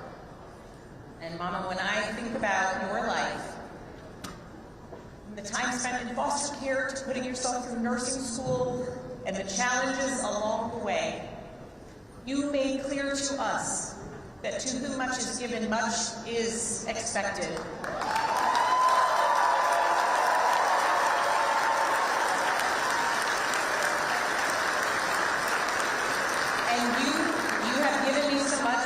your own struggles and your own challenges, and I know much is expected. Dad, thank you for your example of service and tireless devotion to family and country. Nothing has made me prouder than to follow in your footsteps, so many steps along the way.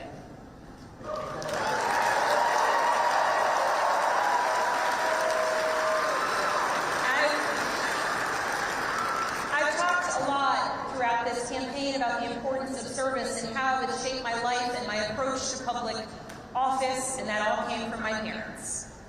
But this commitment to service, it is not unique to my family. It's ingrained in so many of Virginia's families. It is part of Virginia's story.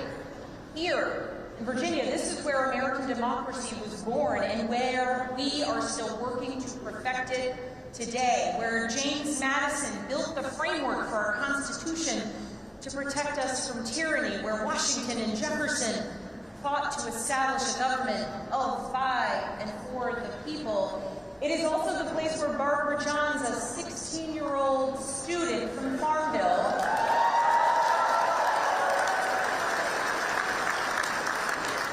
led a walkout of students that became part of the Brown versus the Board of Education case to integrate public schools.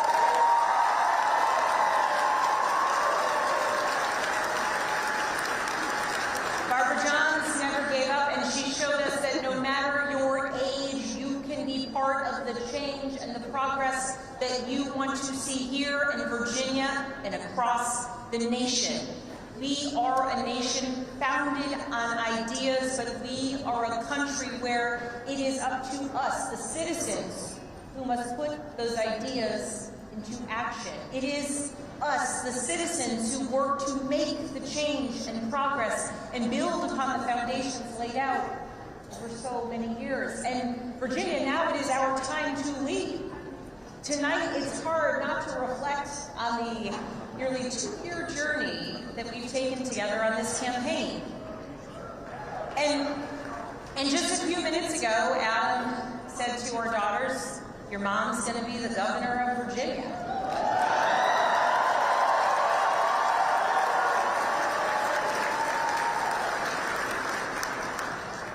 And I can guarantee those words have never been spoken in Virginia ever before.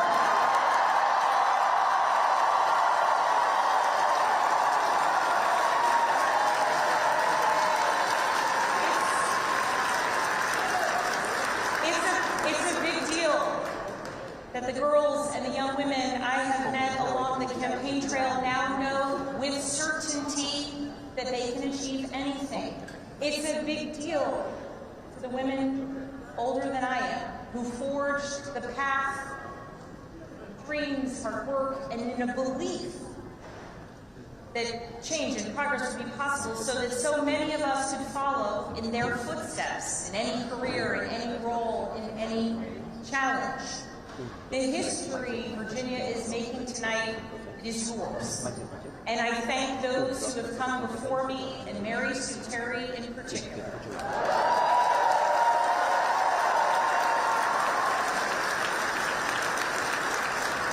She was the first woman elected statewide in Virginia. And because of her and the continued work of so many, there will be many more women to come for generations to come.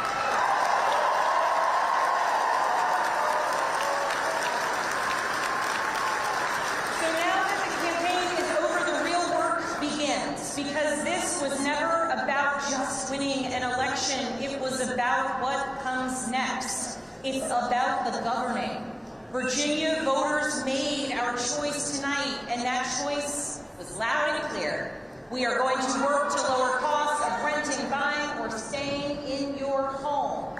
We are going to cut red tape and build homes families can actually afford.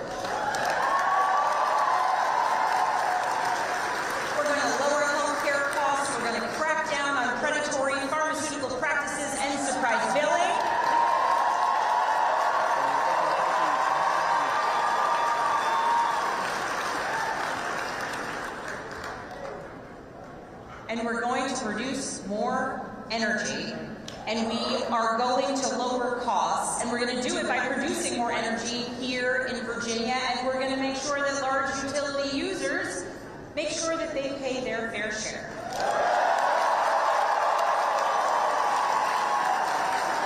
We're going to grow Virginia's economy by investing in apprenticeships and job training of the future. We're going to leverage AI and cutting-edge manufacturing to bring more capital investment into our Commonwealth. We are going to take politics out of our schools. We're going to make sure that teachers are well paid and well respected.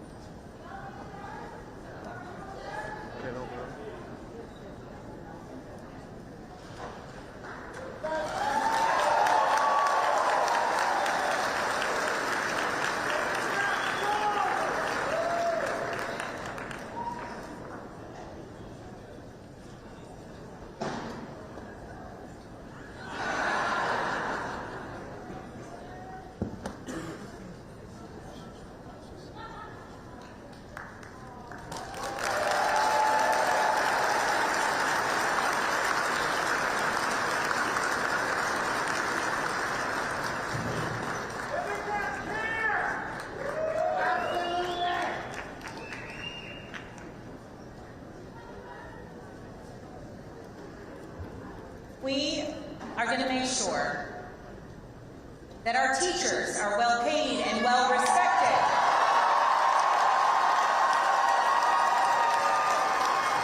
So that our students can focus on actually learning and so that parents know that their children will succeed. And we are going to make our communities safer by providing the training, pay, and support that our law enforcement community needs and deserves.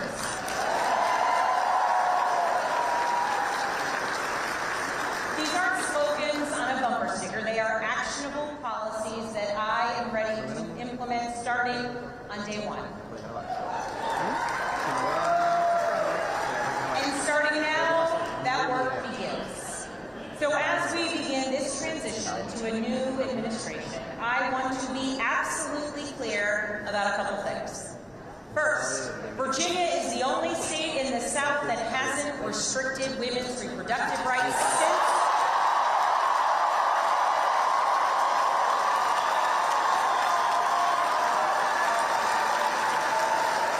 the Dobbs decision, and under my watch, it will stay that way.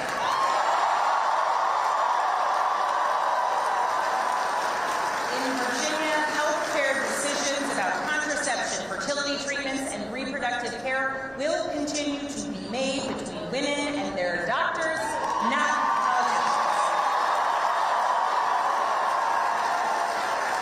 That's a promise I've made and a promise I intend to keep. Second, I will always stand up for Virginia workers, always. And right now, our federal workforce is under attack. And the chaos coming out of Washington is killing Virginia jobs and creating economic uncertainty for tens of thousands of families. Government employees, government contractors, small business owners who are impacted by the chaos coming out of Washington. Virginia's economy doesn't work when Washington treats our Virginia workers as expendable. To those who have been impacted by the mass layoffs, by furloughs, by the hardships that you are experiencing, please know that I will direct the full power of the governor's office to support you.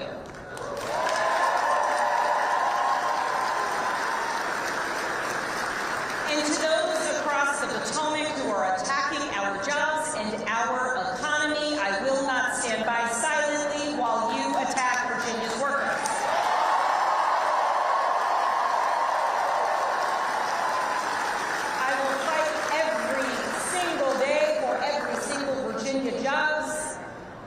ones we have now and the ones we will bring to our Commonwealth into the future. I will stand up to anyone who tries to harm our economy or the livelihoods of our Virginians. As governor, my job will be to put Virginia first, full stop. And tonight, as the governor-elect, I call on Congress, Republicans and Democrats, and our president to make real progress on bringing this shutdown to an end.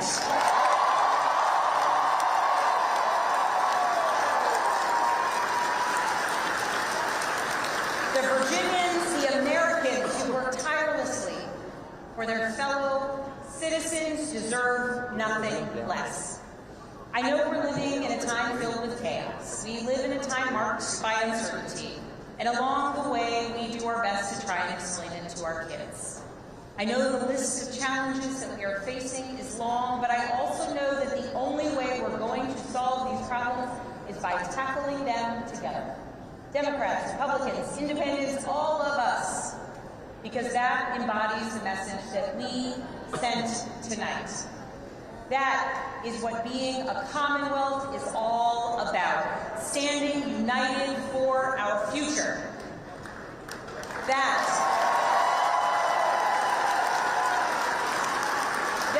is what Virginia is about. So let's show the world what we're made of. Let's get to work. Thank you all so very much.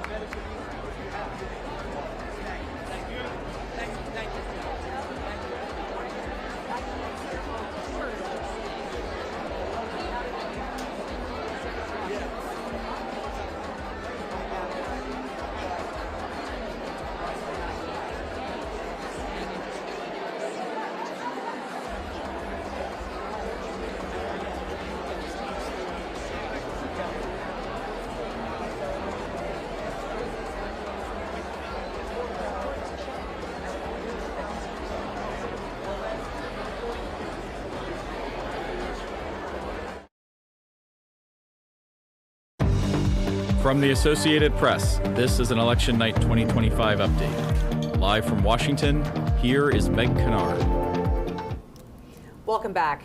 You have been watching and listening to live comments from Democrat Abigail Spanberger as she accepted her win in the Virginia governor's race tonight on election night. You're still seeing those images on the left-hand side of your screen. On the right-hand side of your screen, we have live images continuing to come into us from New York City, where we are still tracking that mayoral race. It is 9 p.m. on the East Coast, which means that polls have now closed in New York, and the vote counting will begin. We will be keeping our eyes on both of those screens for any activity and keeping our eyes on the AP wire for AP race calls in this and other races that we anticipate coming in tonight. But for now, I'm going to take a moment, and I'm joined by Sagar. We're going to discuss a little bit from what we heard from Abigail Spanberger as she accepted her win tonight. Just give us a sense of what you heard in that speech and what she seems to be bringing forward as her campaign moves from campaign now into transitional phase. Yeah, in the beginning, it was very much a bipartisan speech. And in her words, Virginia tonight chose pragmatism over partisanship, and they chose commonwealth over chaos. This was a campaign that focused on economic issues. Virginia's been badly hurt by a lot of Trump policies and the government shutdown, with hundreds of thousands of federal workers there. That was the strategy that helped her win. That may be a strategy that other Democrats look to adopt in the midterms next year. And if so, that becomes a problem for Republicans, because Donald Trump to this point has not been able to deliver that economic turnaround he promised. Spanberger also went back to her campaign in 2018 when Democrats took the House majority with more of a centrist message. If this now becomes the blueprint for Democrats, they've shown they can win in a key swing state and turn the governor's mansion from Republican to Democrat, could be a sign of things to come for the Democrats' new playbook. It's always been interesting, especially in these campaigns that we're watching, this gubernatorial contest and the New Jersey race as well, to watch those Democratic candidates and the messages that they're testing out.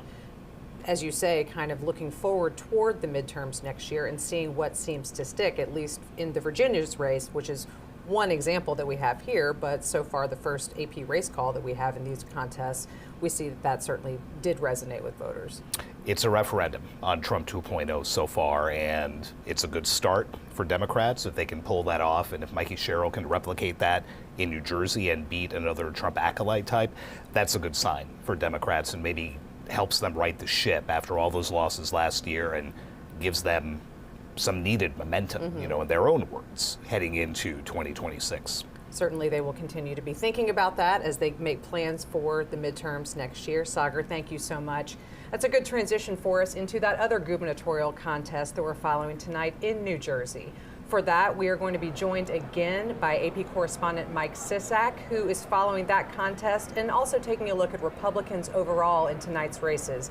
Mike, what have you got for us? Good evening, Meg. We saw in Virginia the Democrat prevailed over the Republican, and now we wait and see here at Jack Ciattarelli's headquarters. He's the Republican candidate for governor of New Jersey, and his supporters have filed into the room. Polls closed in all but a few precincts in the state around 8 o'clock, right at 8 o'clock, and that's when the supporters started filing in. There was a sense of optimism. We saw people in Make New Jersey Great Again hats, a play on the MAGA theme. We saw people with MAGA designed hats saying Jack for governor. But within the last hour, as we've gone away from the poll close, really a wait-and-see attitude here. We've seen pictures on our screen also of the party that Mikie Sherrill is having. She's the Democrat. A festive mood there.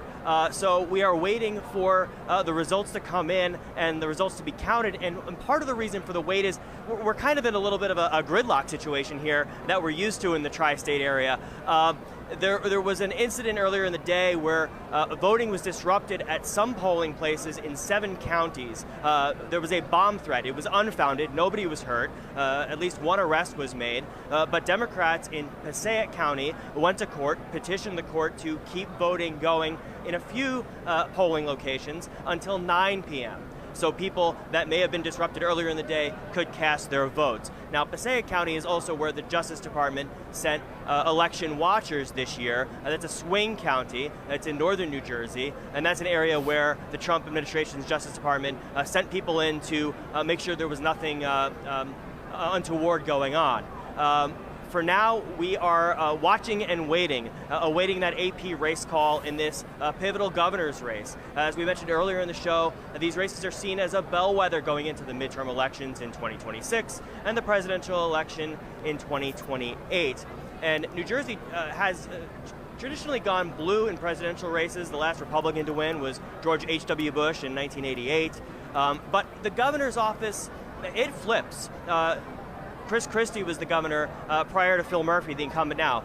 Murphy's a Democrat, Christie was a Republican. So there was hope going into tonight for Jack Ciattarelli, for his supporters here, in part because Ciattarelli has run for governor twice before. He lost a primary the first time around, but he only lost to Phil Murphy in the last cycle by 3 percentage points. And that, along with the support from Donald Trump, the president, and other prominent Republicans, has given a lot of hope to the supporters here, whereas at Mikie Sherrill's campaign headquarters, there's a lot of hope because of the support she's received, namely from former President Barack Obama, who came to New Jersey to campaign on her behalf. Donald Trump did telephone town halls on behalf of Jack Ciattarelli, but did not campaign in New Jersey for him, despite where we are right now, the Bridgewater Marriott, the headquarters for his campaign, a mere 7 miles or so from Trump's Bedminster Golf Course Resort, where he spent some of his summer months.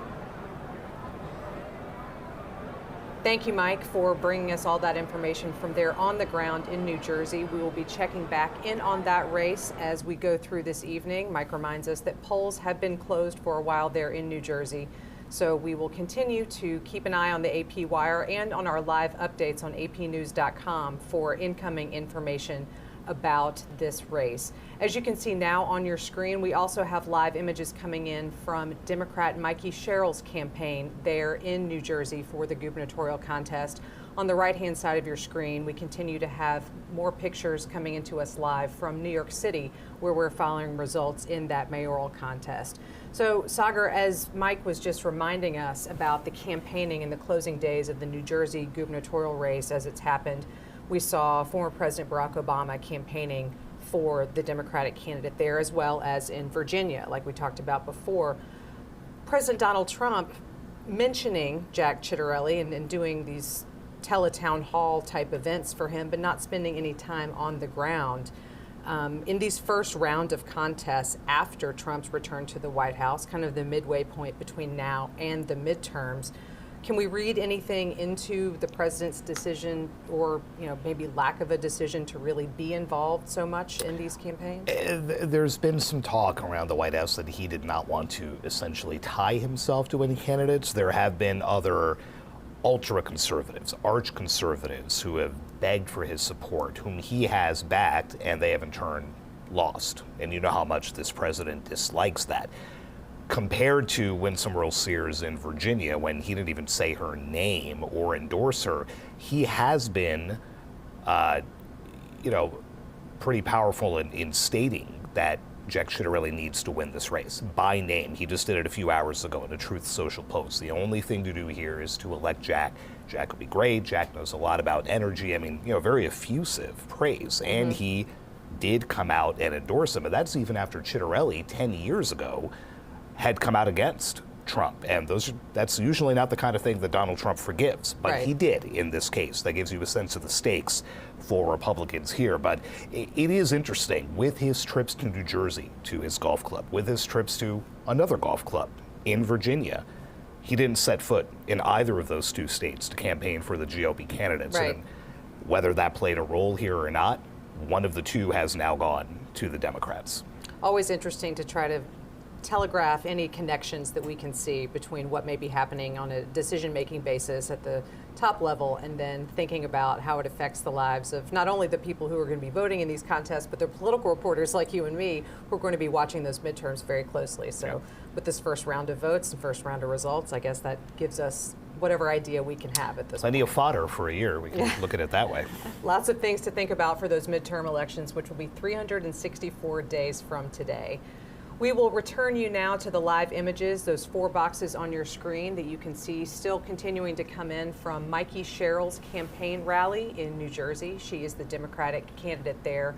Also on the right-hand side of your screen, we see live images from New York, where we continue to follow that marquee contest for tonight, the mayoral race in New York City. We'll be back with you soon.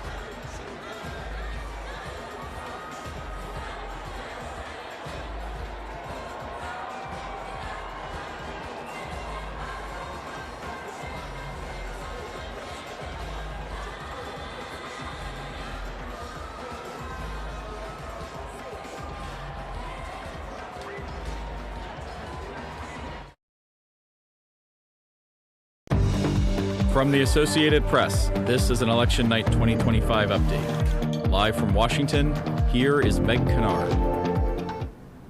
This is a breaking alert that has just moved on the AP wire. The Associated Press has determined that Democrat Mikie Sherrill has been elected as governor of New Jersey. The four-term U.S. representative pledged to tackle rising consumer costs and blasted President Donald Trump for failing to reduce prices as he had promised during the 2024 campaign. Joining me to talk a little bit about Sherrill's campaign is Zoran Mamdani. Zoran, just remind us kind of how we got to this point and wrap up, how Mikie Sherrill's campaign really looked this year. Yeah, like Abigail Spanberger in Virginia, Mikie Sherrill was elected to the House in 2018 in the election that allowed Democrats to retake House control. They both talked a lot about economics, like you just mentioned, but unlike Spanberger, who barely mentioned Donald Trump on the campaign trail, Sherrill focused on going after him. Like you said, energy costs, overall affordability. These were issues that she hammered in a state that has some of the highest tax rates in the country. And that, again, like in Virginia, is something that seemed to have appealed to people. This is now the third straight Democratic win in a gubernatorial election after Phil Murphy won back-to-back terms. Neither party, either Republican or Democrat, had pulled that off 3 straight times in more than 60 years. Right, so wow. Another little bit of history there. Sherrill becomes the second female governor after Christy Todd Whitman leaned very heavily into her background. She was an active duty Navy helicopter pilot. She was a federal prosecutor before she ran and served 4 terms. And now she gets to move to Trenton and become governor. Got it. It's so interesting to think about the biographies of these candidates and which ones sort of lean into them as they're campaigning and which ones maybe focus on something different. But that's definitely something that we saw Mikie Sherrill doing during her time on the campaign trail. She is someone who had that military service in her background and really wanted to play up the national security portion, as did Abigail Spanberger again in Virginia. Sherrill's grandfather was a pilot in World War II. And then she goes on to, again, serve in the Navy for more than 10 years, flying rather large helicopters. So it seems to be a playbook that has worked so far for Democrats, 2 for 2 in the only 2 governor's races so far this year. Right. Thank you so much for that analysis of the Democratic side of things. And now to think about the Republican side of this contest, we are going to go back to Mike Sisak in New Jersey, who has been with Republican Jack Ciattarelli's campaign at their rally site this evening.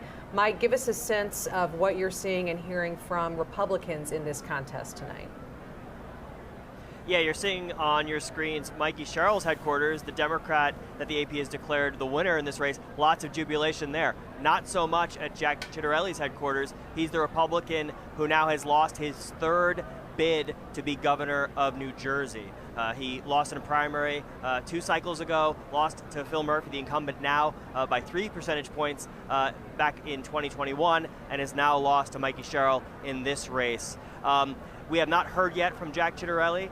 He is expected to speak at some point tonight at his headquarters here in Bridgewater, New Jersey. But already you have some glum faces in the crowd, people checking their phones, refreshing results, looking at the race call from the AP and other news organizations.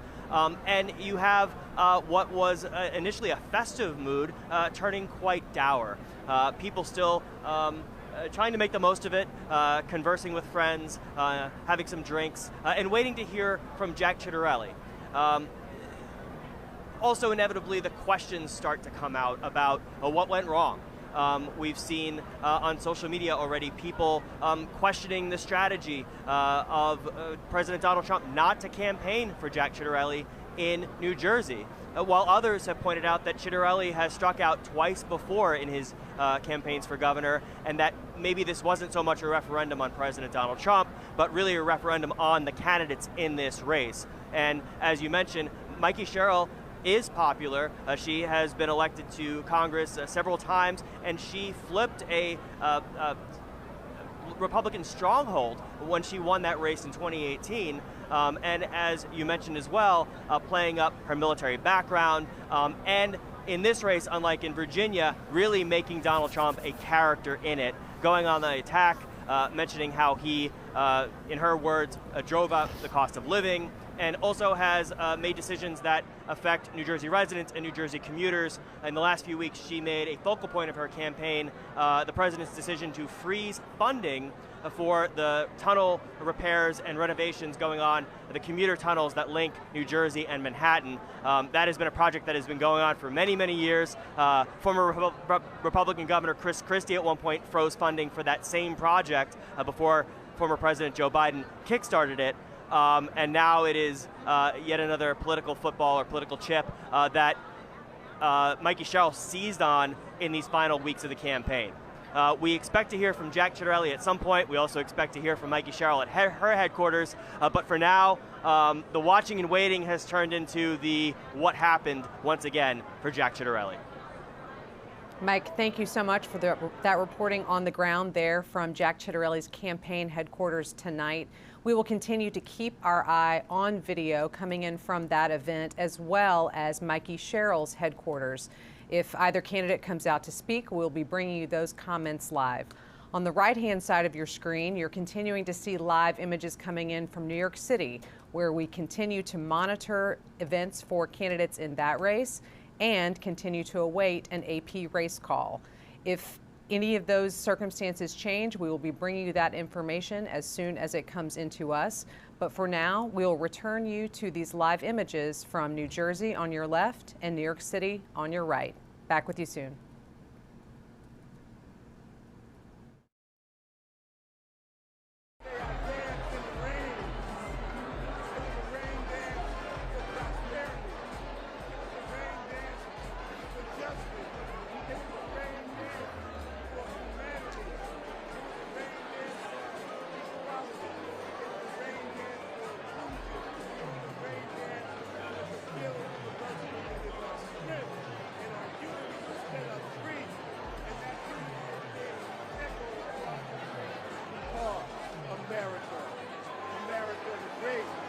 America, the home of the brave and the free. And all I see out there is individuals that were those brave individuals that stood up against the tyranny of Donald Trump. And today we said no to Donald Trump and yes to democracy.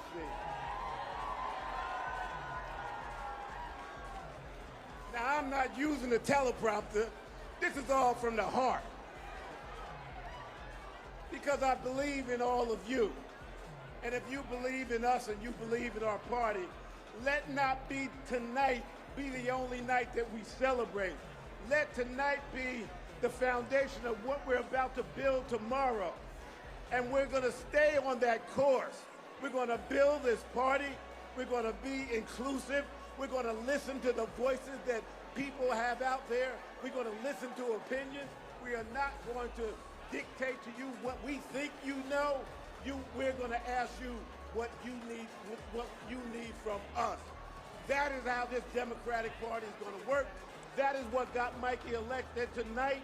That's what will set us free on a course to taking back what belongs to the people of this great nation that is our House of Representatives and the United States government. But we're going to start right here in New Jersey.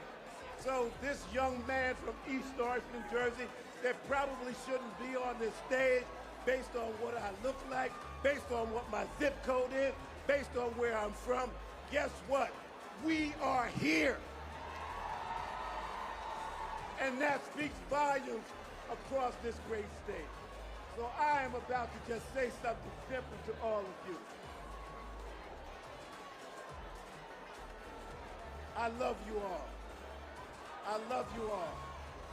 What was done here tonight was something that was ordained by God. And if you have faith and you believe in a God, no matter what God you worship, what God you pray to, just understand there is a higher being here, and we must embrace that and use that as we move forward. So, ladies and gentlemen, I am the proudest man on the face of the earth because my family sits here, my biological family, my East Orange family, my Essex County family, but what's much important is my New Jersey family. This This is Leroy Jones. I'm dropping the mic, signing off here. God bless you all.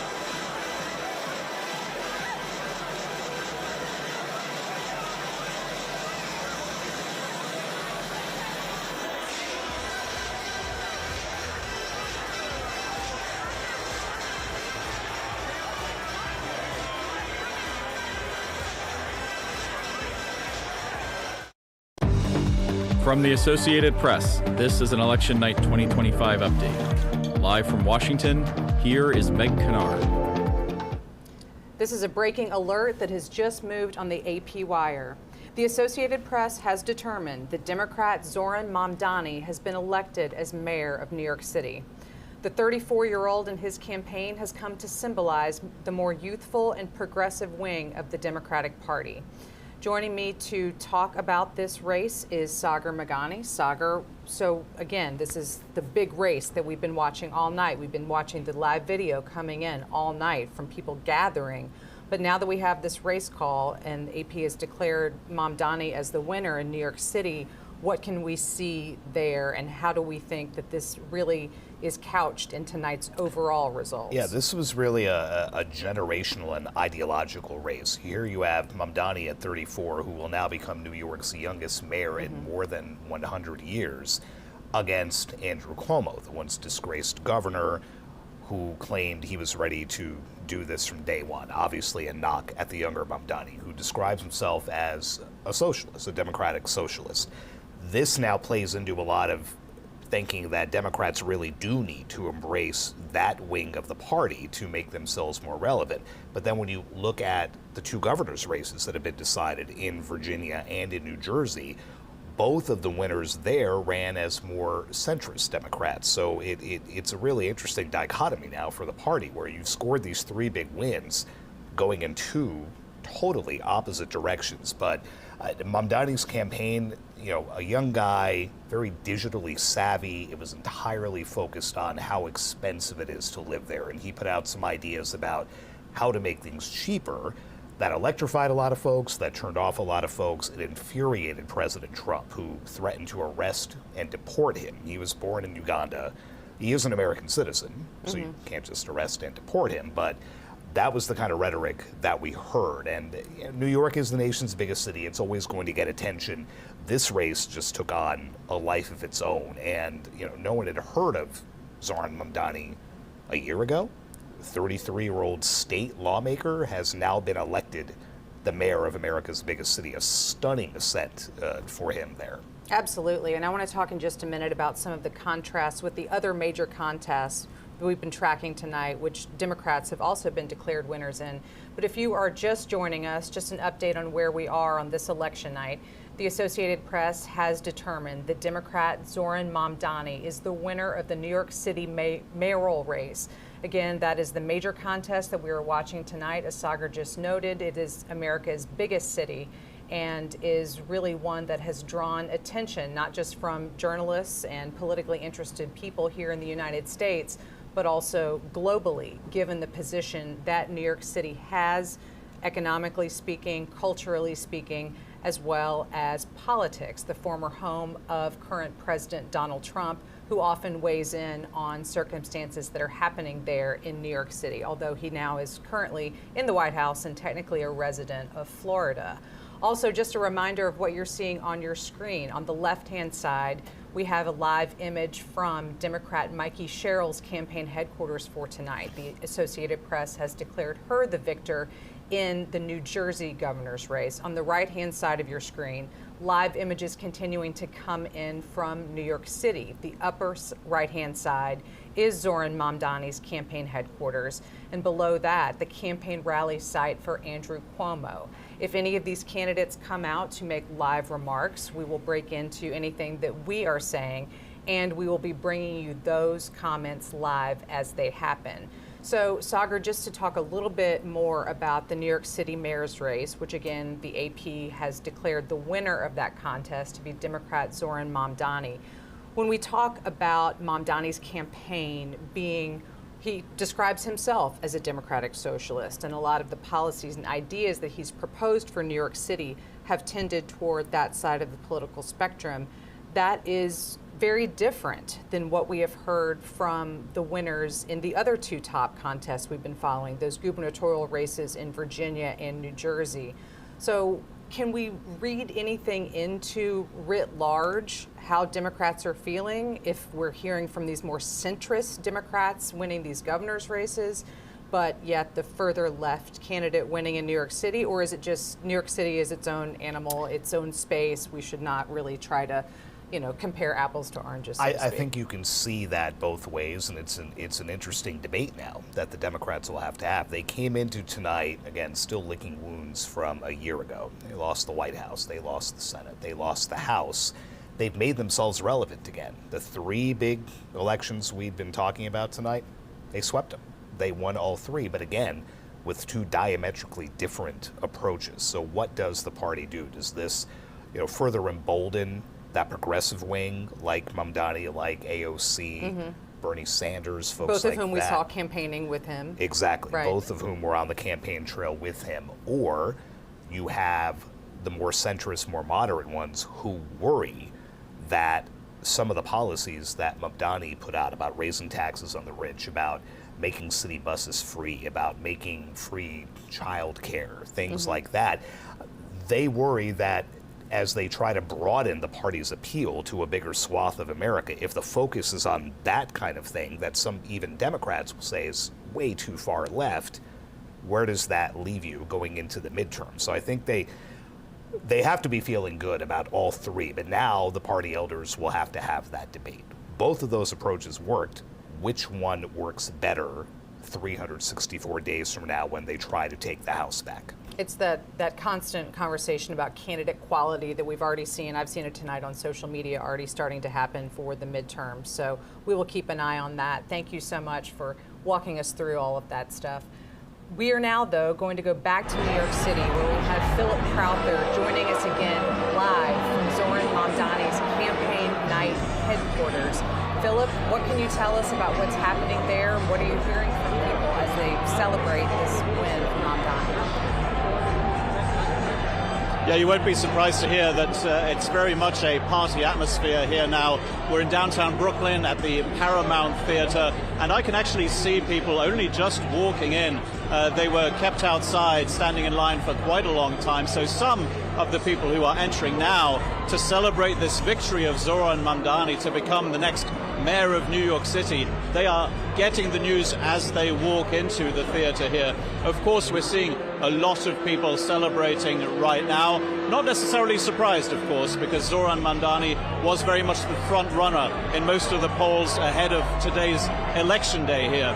It's also worth mentioning that a really large amount of New York City voters went out to vote in the end. In fact, the highest number of voters for a New York City mayoral election in 30 years this time around. Very much a race that captured the imagination of New Yorkers, and that also got a lot of interest from the national media, from the international media. Very much a story that has been followed throughout the world, this one.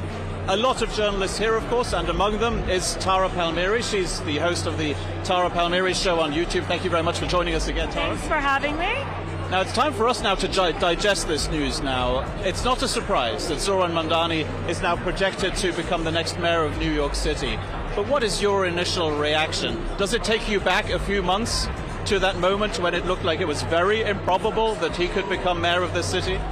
I mean, it was such a dramatic upset. That primary, he beat Andrew Cuomo by 13 points.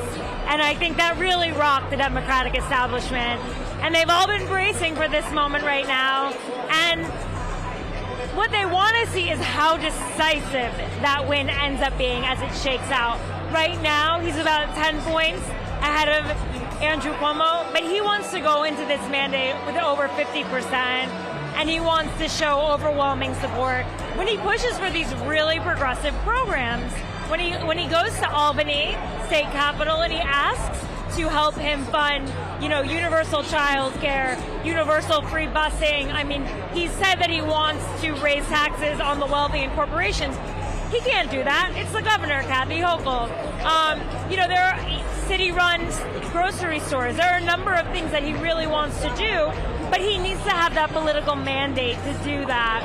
And so while everyone is so excited here, I mean, what he represents, 34-year-old, Muslim, South Asian, New Yorker, literally started the race at 0%, whereas Andrew Cuomo started as a former governor, son of a former governor, former HUD, official in the Clinton administration, entitled, I would say, but dynasty.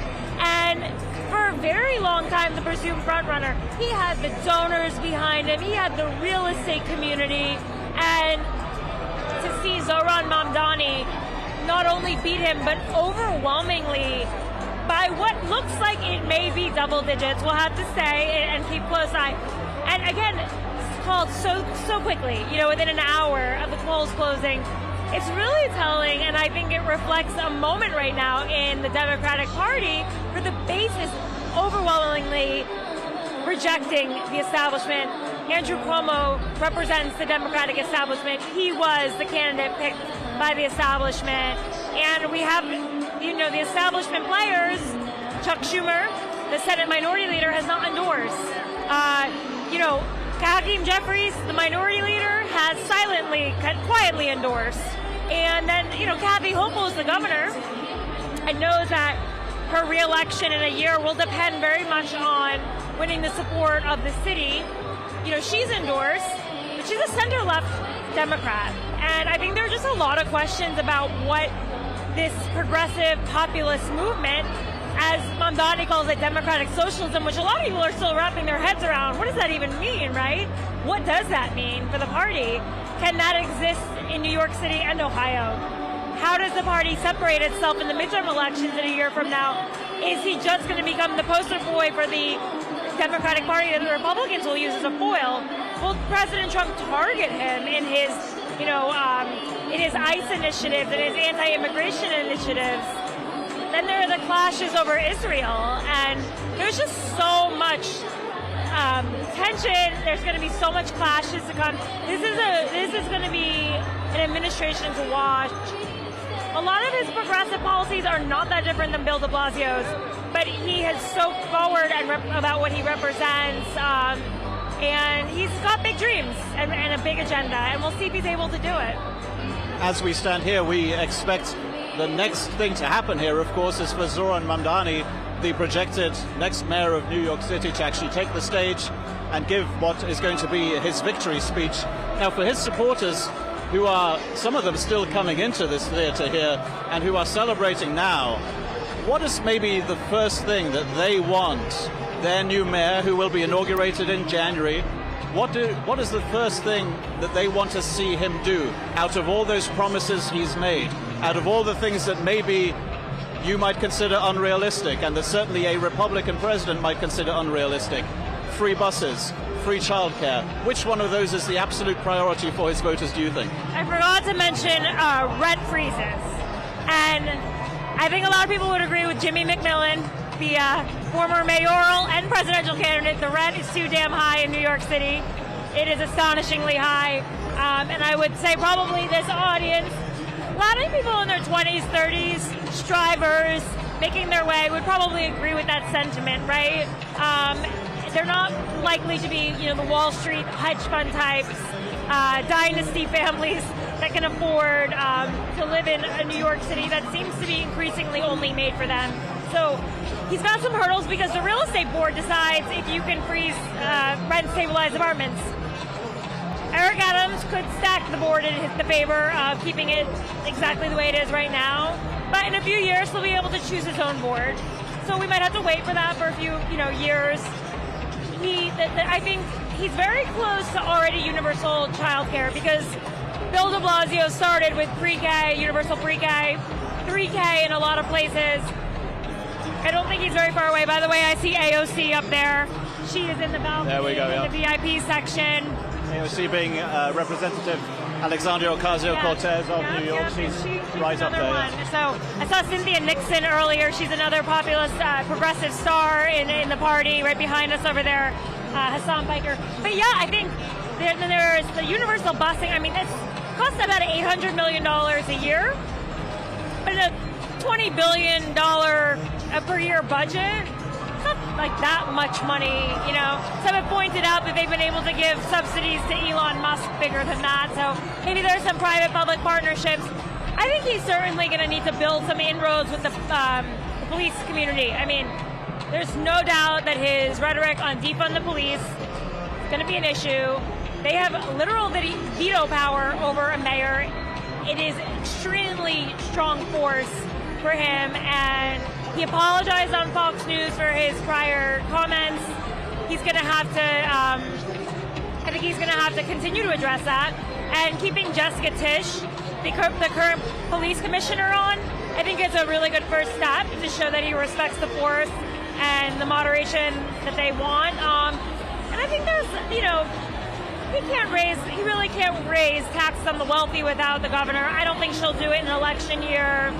Raising taxes on corporations, again, I don't think he'll do that. But I think it's all the things that people really want to hear, and it's a testing ground. And it's certainly, listen, for a party that was polling at 27% approval rating, the Democratic Party, pretty amazing to see all these people out here celebrating the Democratic Party. A pretty astonishing sweep tonight. The presence of Alexandria Ocasio-Cortez, the congresswoman from New York, brings us to that debate that is going to be happening inside the Democratic Party, undoubtedly starting right now, and already started before this victory for Zoran Mamdani in the mayoral election in New York City. Is where is this party going? Because at the same time that a democratic socialist, who is not afraid to call himself that, wins here in New York City, you have two Democratic candidates for governor winning in New Jersey and Virginia, who are very much seen as centrist and moderate. So where is the Democratic Party going? Is it going in both directions at the same time? Absolutely. I mean, Mikie Sherrill, Abigail Spanberger, both former congresswomen who rode in on a blue wave as Blue Dog Democrats. They rode in as Blue Dog Democrats. Abigail Spanberger says she doesn't even want the word socialism associated with the party. She won in Virginia. Mikie Sherrill had a tough race against a Republican candidate. They're going to have to try to prove that they are a Big Tent party. They need to activate the base, but this is a base of voters that, frankly, I think his populist messaging around affordability was very similar to President Trump's. President Trump said, "I'm going to lower the cost of goods." So did Mamdani. The populist message seems to be ringing true on both sides, and that's why when I hear Republicans giddy, excited about Zoran Mamdani being their new foil, their new boogeyman, I think to myself, you listen to his messaging, there's overlap with Trump. In the same way that there was always an overlap between the Bernie voter and the Trump voter, populism can have different labels. Socialism, MAGA, but, the people know what they want, and they want affordability right now in a time of high inflation and costs through the roof. Well, we'll have plenty more to digest when it comes to the results of this mayoral election here in New York City, but also the results from the governor's races in Virginia and in New Jersey. Tara Palmieri from the Tara Palmieri Show on YouTube, thank you very much for joining us, and we'll be talking again a little bit later. What we're expecting now, of course, is the next logical step. That is the presence of Zoran Mamdani, still the 34-year-old member of the New York City Assembly who has just been elected mayor of New York City. He is, of course, now expected to take the stage that you can see behind me. His supporters now here present in their, well, at least hundreds, possibly a few thousand. We expect them to listen to his victory speech pretty soon indeed, and we'll, of course, bring that to you live. Thank you, Philip, for those updates from the ground there at Zoran Mamdani's election night rally. We will certainly be keeping our eye on the video. And for those of you following along with us, as soon as Mamdani takes the stage to make his remarks, we will be bringing those to you live. So make sure to keep an eye on the 4 boxes that you see on your screen. Mamdani. And then also, we were awaiting comments from Mikie Sherrill, recently declared the winner of the New Jersey governor's race. So we will also bring you those comments if we see them, but also Mamdani, awaiting him, expecting him to speak to supporters relatively soon. On your screen, we'll be leaving you with images coming into us from Denver, where votes in that state of Colorado are being counted this evening. We will bring you any news and updated AP race calls as we get them. But for now, we will return you to these live images. Thank you. See you soon.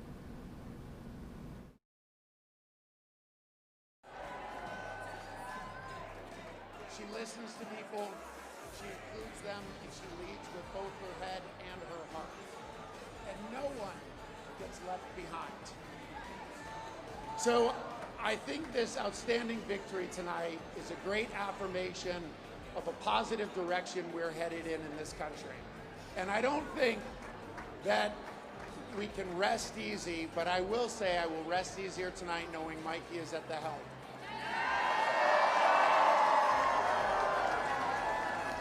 All right, New Jersey, so let's get excited, let's get inspired, and let's get loud.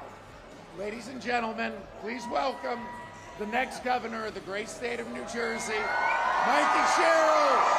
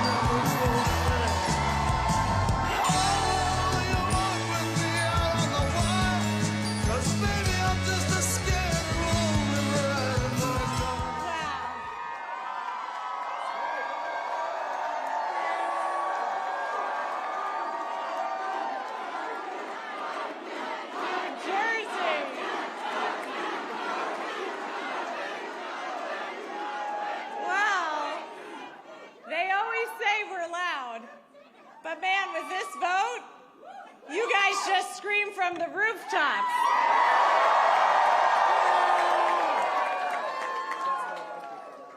And people around the country have heard you. I hear you too. This was a tough fight, and this is a tough state. But I know you, New Jersey, and I love you.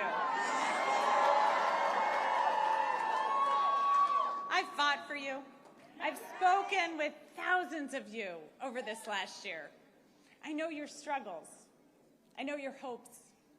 I know your dreams. So serving you is worth any tough fight I have to take on, and I am incredibly honored to be your next governor.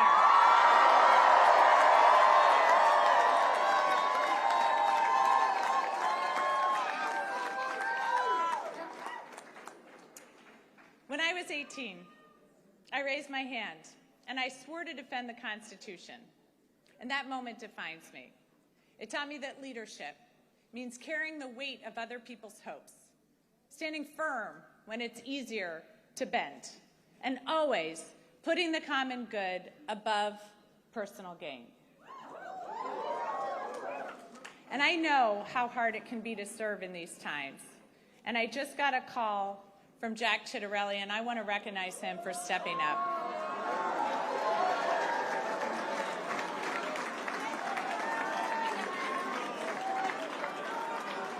And all of you know, I love our history, and our state motto has always stuck with me. In 1777, New Jersey was one of the first states to choose a motto. Anybody? Liberty and prosperity. I'm going to get some more civics education going. We'll get that known by all.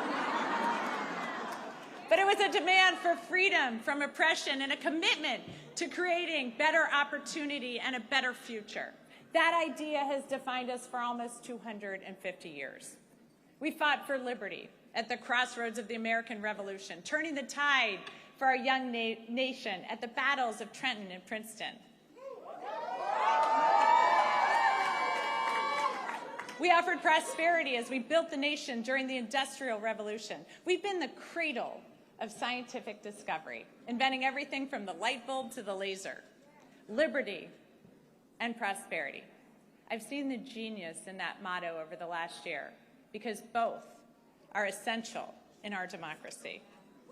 And as the president is backing away from this ideal, cutting SNAP, ripping away health care, terminating Gateway, we here in New Jersey are bound to fight for a different future for our children.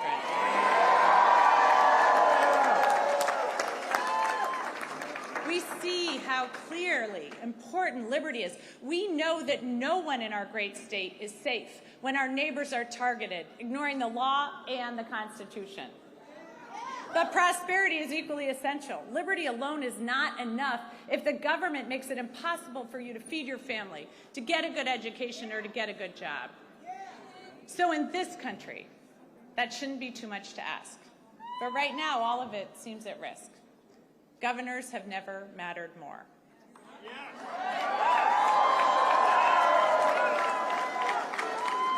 And in this state, I am determined to build prosperity for all of our citizens. And I've heard from thousands of you about what liberty and prosperity mean to you, what it's going to take for your family to thrive. So I hear you, Newark. I'm going to work with communities from the ground up so all of our neighbors thrive.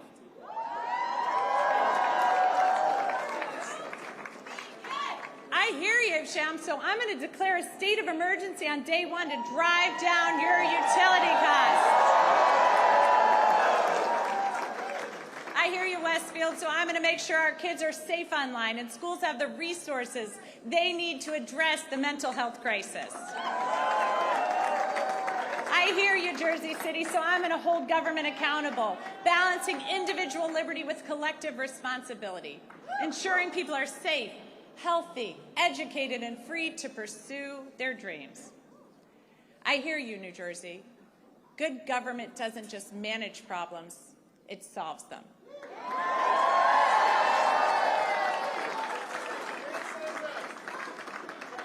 So I'm going to continue to listen and work with you to move our state forward, because I have learned so much as I've traveled our state, our innovations, Our businesses, our inventors and entrepreneurs have amazed me, but it's the people that have left the biggest mark, especially those who are fighting for prosperity for their entire communities. I was moved during my block walk in Trenton with Shanique as she spoke so passionately about the promise of her city and her neighbors despite the challenges.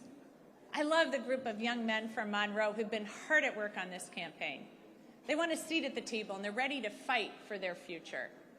The little girls who come up to me to say that they're going to be a governor or they're going to be a president. It reminds me of my own belief that anything was possible. Akeem's team, who worked their butts off,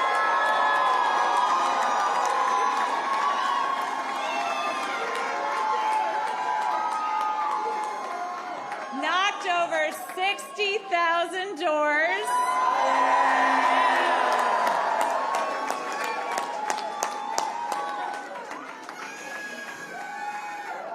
Akeem told me these are not the kids who will succeed in Trump's vision of this country, but they will in mine. The men and women in labor.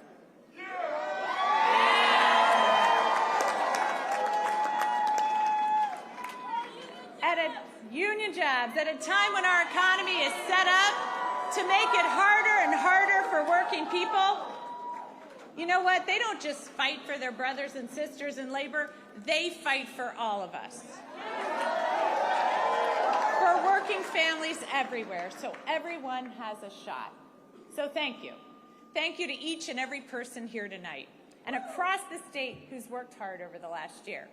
Thanks to the thousands of volunteers who made millions of calls, texts, and canvases, to everyone who's ready to stand and demand a better future for our kids and our families. To my running mate, Dr. Dale Caldwell.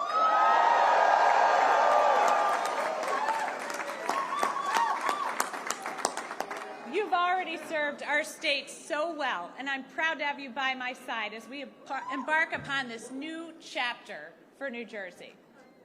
To my team, who put together a campaign the likes of this state has never seen, and helped in our efforts to create a great future for New Jersey. And thanks to my family,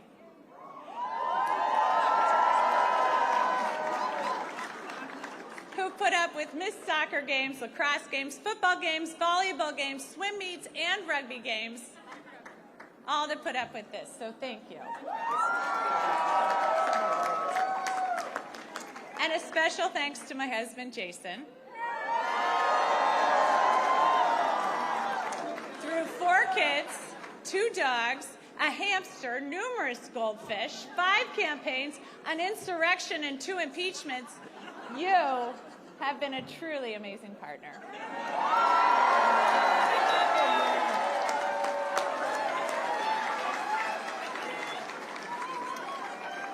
So thank you to everyone who's joined me in fighting for a better future.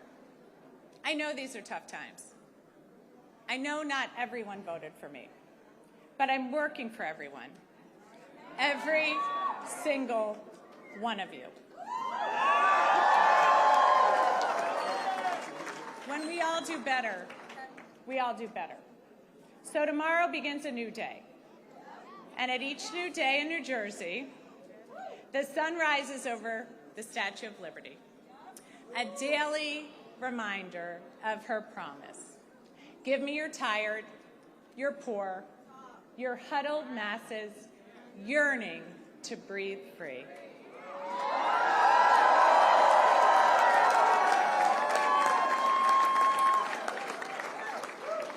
She declares that her lamp lights the path to the golden door. That golden door is New Jersey. It always has been. And that expectation is well deserved, especially after this election, where we chose, we're going to follow Lady Liberty's beacon. We're not going to give in to our darker impulses. Here in New Jersey, we know that this nation has not ever been, nor will it ever be, ruled by kings.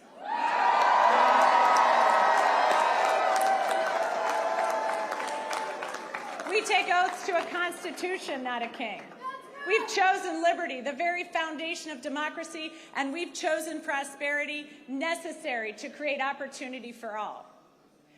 So New Jersey, to quote the boss, the future is now. Roll up your sleeves, let your passion flow. The country we carry in our hearts is waiting. Thank you, New Jersey.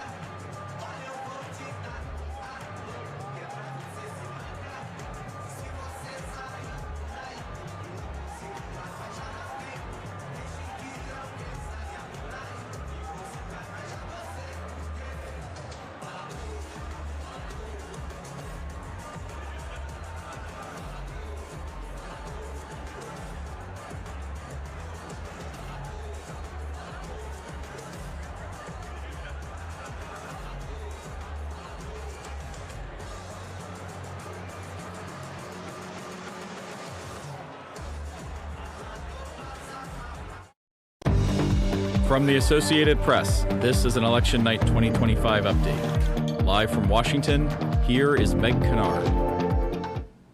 Welcome back.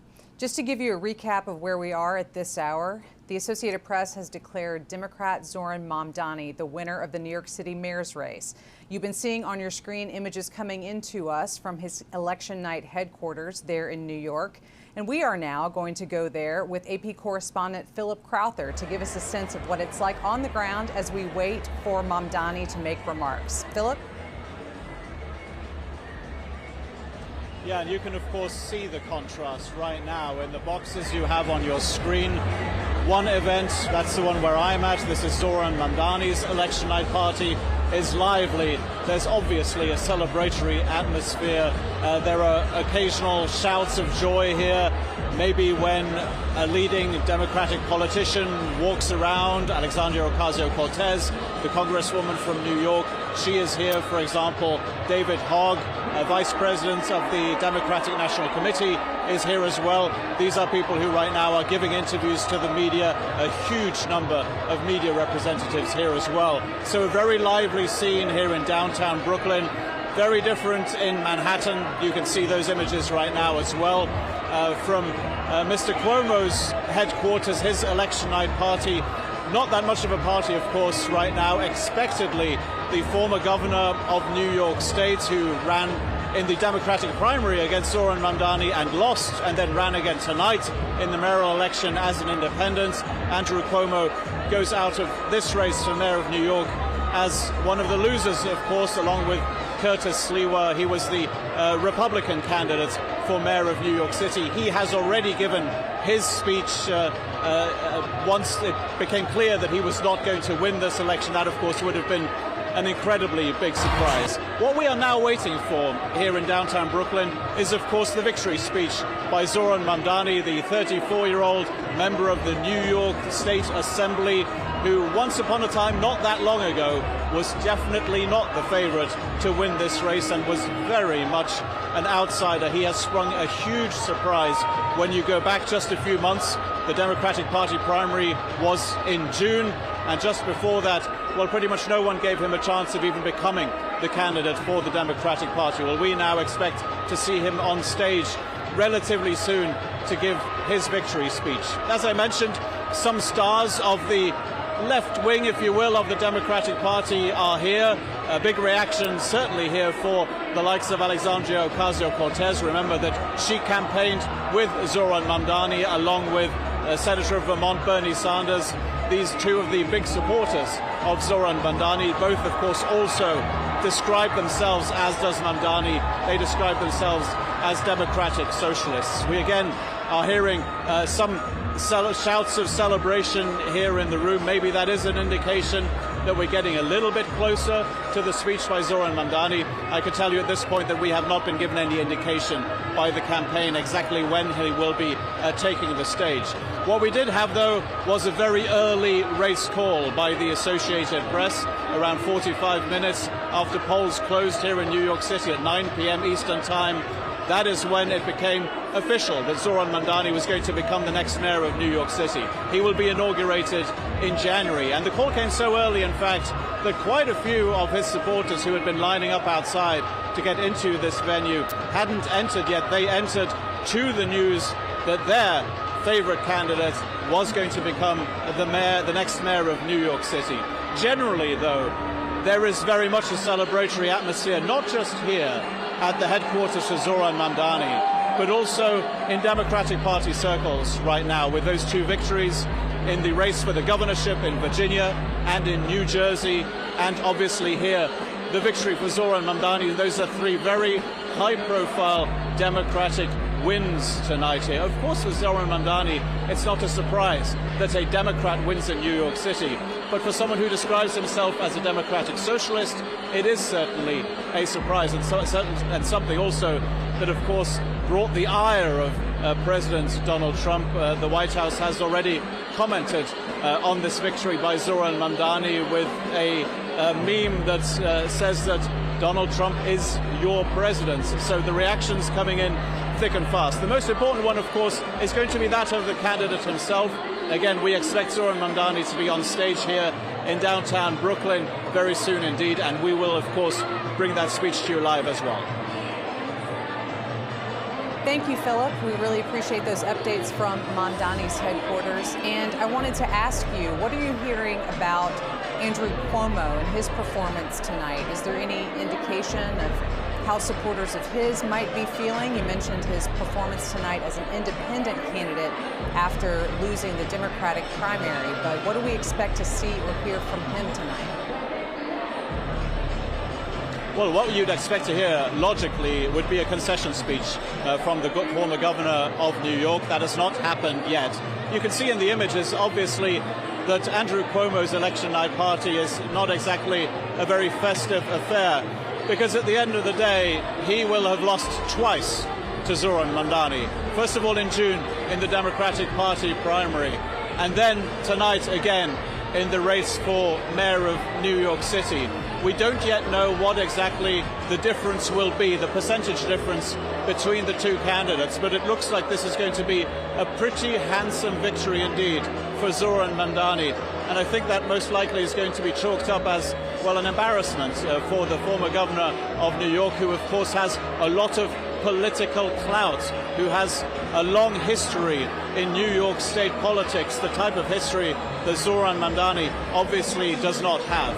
We should also mention at this point that there was, of course, a candidate for the Republican Party, Curtis Sliwa, who has run for mayor of New York before and lost again here tonight. Not a surprise. Republicans don't tend to win when it comes to the mayor of New York City, but he again, it looks like, is not going to reach 10% of the votes. So for Andrew Cuomo, obviously a disappointing night, and I think it's time probably for analysts to look at whether this might mark the end of the political career of the former governor of New York. It is very possible. This was always seen as a generational battle between Zoran Mamdani, 34 years old, a new generation within the Democratic Party, and maybe the older guard represented here by the likes of Andrew Cuomo. We expect both of them to speak. We haven't heard from either yet. Zoran Mamdani and Andrew Cuomo, both of them will be giving their speeches, most likely within the next hour. Thanks again, Philip. We will continue to keep images up from both campaign evening events. On your screen, you see Mamdani's campaign rally, and below that, Cuomo, where we do see the candidate taking the stage. We can bring you those comments. We also have live images with which we'll be leaving you, coming in from Minneapolis, which is electing a mayor tonight, as well as Detroit, where vote counting is occurring. But for now, let's listen in to former Governor Andrew Cuomo, who has lost the New York City mayoral race.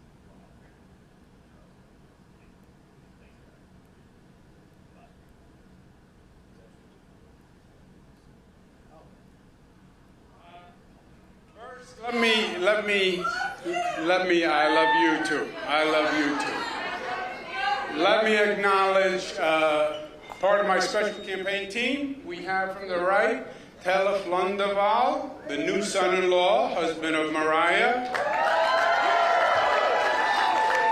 We have Mariah, Cara, Michaela. I want to thank our campaign chairman, Bill Mulrow, our great campaign manager, Greg Goldner. I want to thank Mayor Adams, who stepped out of the race to make us more competitive, and that was a very gracious thing to do. I want to thank Mayor Bloomberg, who gave us his support, Governor David Patterson, all the unions, and I am blessed. I am blessed to have the people in this room. You have been a phenomenal team, great friends. You are superstars. Even more, you are New York patriots, and I am proud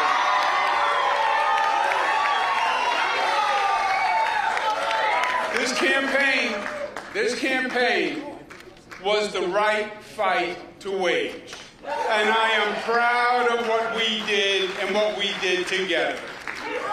This campaign was to contest the philosophies that are shaping the Democratic Party, the future of this city, and the future of this country.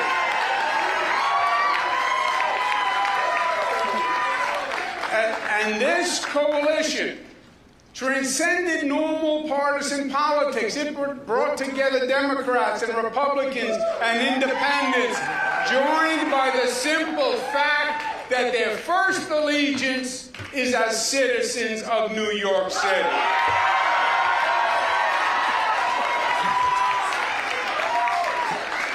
$2 million voters, the largest number in modern political history cared enough to show up in a municipal election.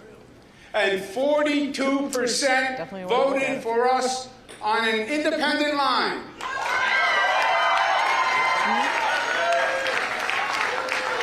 That is the highest percentage in modern history. Ironically, it is just higher than when Mario Cuomo got 40% on an independent line against Ed Koch in 1977. It's also important to note that almost half of New Yorkers did not vote to support a government agenda that makes promises that we know cannot be met. We support an economy of jobs, of opportunity, of entrepreneurship. That's what New York is, and that's what New York must remain. We are a nation of laws, and we believe in law and order, and we need the police to keep society safe. We will not make the NYPD the enemy.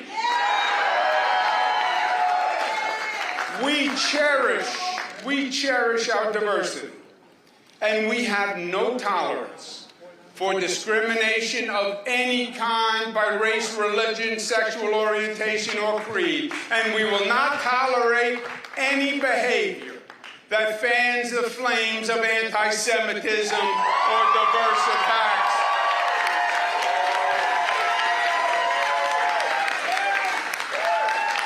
Our strength is our unity.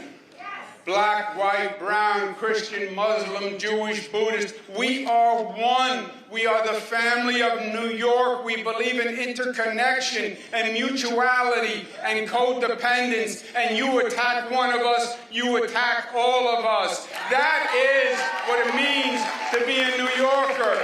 No one and nothing will ever divide us.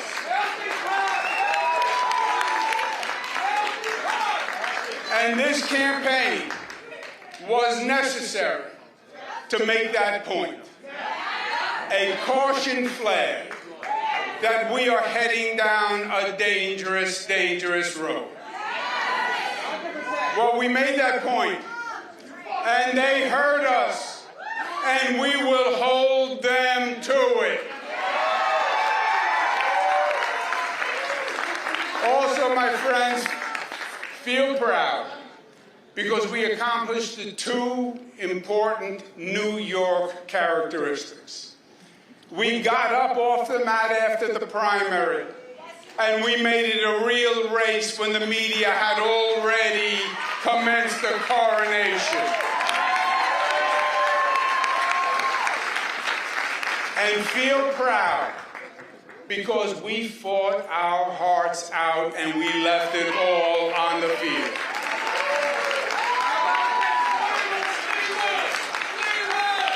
Congratulations to Zoran Mamdani.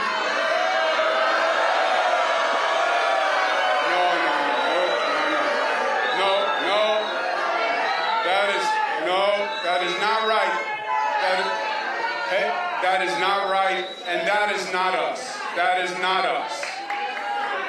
Tonight was their night, and as they start to transition to government, we will all help any way we can, because we need our New York City government to work. We want it to work for all New Yorkers, because our city is the greatest city in the world, and we will unite for New York City because we love New York City.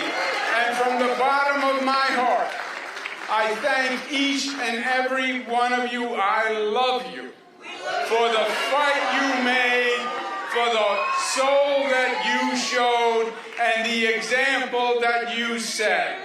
New York City heard us, and we will be the better for it. Thank you, God bless you.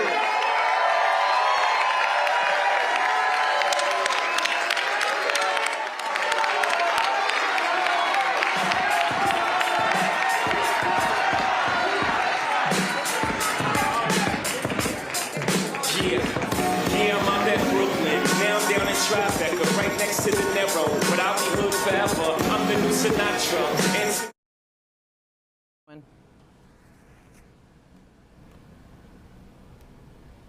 You've been listening to a concession speech from former New York Governor Andrew Cuomo as he acknowledges that he is not the winner of tonight's New York City mayoral race, which the Associated Press has declared was won by Democrat Zoran Mamdani. So joining me again is Sagar to kind of talk about this race. And now that we've seen the concession speech from Andrew Cuomo, we're still waiting on Zoran Mamdani. But Cuomo obviously is a very well-known figure in New York politics. He had run as a Democrat in the primary, lost to Mamdani to begin with, and ran as an independent in the general.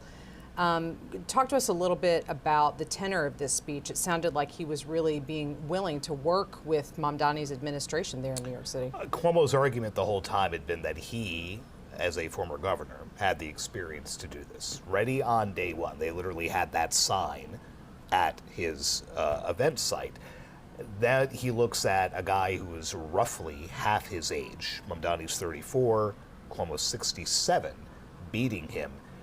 Where else is there to go than to say, hey, maybe I can help the guy. Maybe I can help them, because the outstanding question right now is Mamdani ran this very ambitious campaign.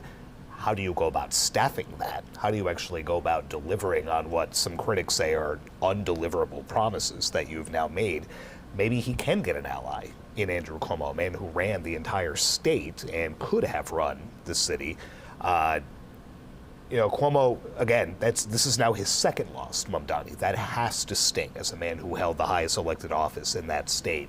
If he is in fact willing to help, one would think that would have to be a boon for the other people. He has the organizational skills. He has the veteran operatives around him that Mamdani may not. As a 34-year-old, the youngest mayor in more than a century, now running America's biggest city, you're going to need some help. And maybe he can find that now in Andrew Cuomo. And it's not unusual for us to see that in various administrations at different levels for a candidate to come in with perhaps less executive experience, bringing in someone with more experience. I mean, I'm thinking about presidential administrations of both parties in the last couple of decades that have done exactly that when picking their vice presidents, for example. You have to bring in the veteran hand, and it'll be interesting what that dynamic would look like and what role, if there is an official role, we're projecting way ahead now, that Andrew Cuomo may in fact play there. Yeah, for somebody like Andrew Cuomo, who's been in politics in and around New York for a very long time, you'd wonder what that next step is. But perhaps he sees it as being some assistance to Zoran Mamdani, or maybe that's just a gracious concession of what you say on an election night when you have been bested by your opponent, not once, as you point out, but twice, and so now trying to move forward just in a classy way. And this was a chance. I mean, this, for as stunning as Mamdani's ascent has been, remember Cuomo's spectacular fall 4 years ago as governor. This could have been a comeback for the ages. Clearly that fell apart, and like you said, who knows what comes next, but he did at least show the grace in the speech. He didn't go after him. It was a polite speech, for lack of a better phrase. Sure. Yeah, thank you for that. We can now also go back to New York City, where we have Philip Crowther joining us again from Zoran Mamdani's campaign night headquarters. We've yet to hear from the candidate himself, but Philip, what are you seeing in those comments that we heard from former Governor Cuomo today? Well, look, it's only a matter of time, I think, before we see Zoran Mamdani here on stage. His supporters, who are here in their droves and have now been celebrating since the race was called, they were able to watch Andrew Cuomo's concession speech. We are here in downtown Brooklyn. Andrew Cuomo spoke in Manhattan. A concession speech in which Andrew Cuomo, the former governor of New York, was able to silence the boos from the crowd when he congratulated Zoran Mamdani. I can tell you that here at Mamdani's election night party, there were plenty of boos as well once they saw that Andrew Cuomo, who was Mamdani's opponent not once but twice during the Democratic primary and today in the race for mayor of New York, when they saw that he was about to begin his concession speech. And the moment when he left the stage, when they saw that on camera, and again, they only saw that, but were not able to hear it. You can hear the loud music here at the venue. They essentially all waved him goodbye, happy to see the back of a man who twice tried to beat Zoran Mamdani and twice failed, after all, because it was in June when the Democratic Party held its primary, and that is when Andrew Cuomo was still a candidate for the Democratic Party and lost, surprisingly, to Zoran Mamdani.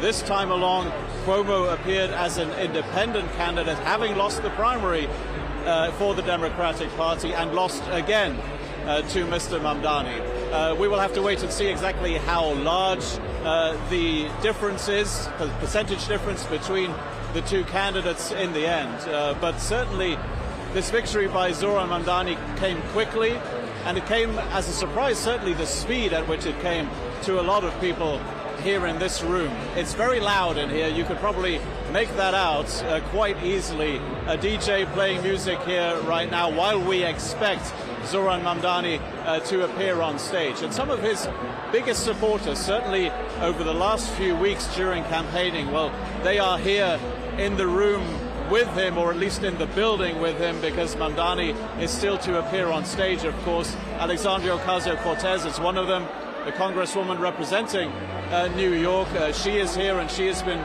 making the rounds, giving all sorts of interviews. She, of course, campaigned together with Mamdani and Senator Bernie Sanders of Vermont, two of the other politicians who consider themselves democratic socialists, just as Zoran Mamdani does as well.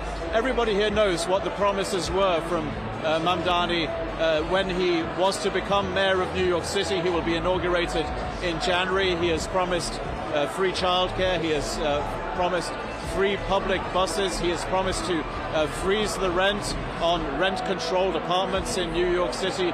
All of those considered very populist, but certainly also very popular messages with his supporters here in downtown Brooklyn. And they will certainly want to see those promises repeated here on stage when Mamdani does eventually give his victory speech.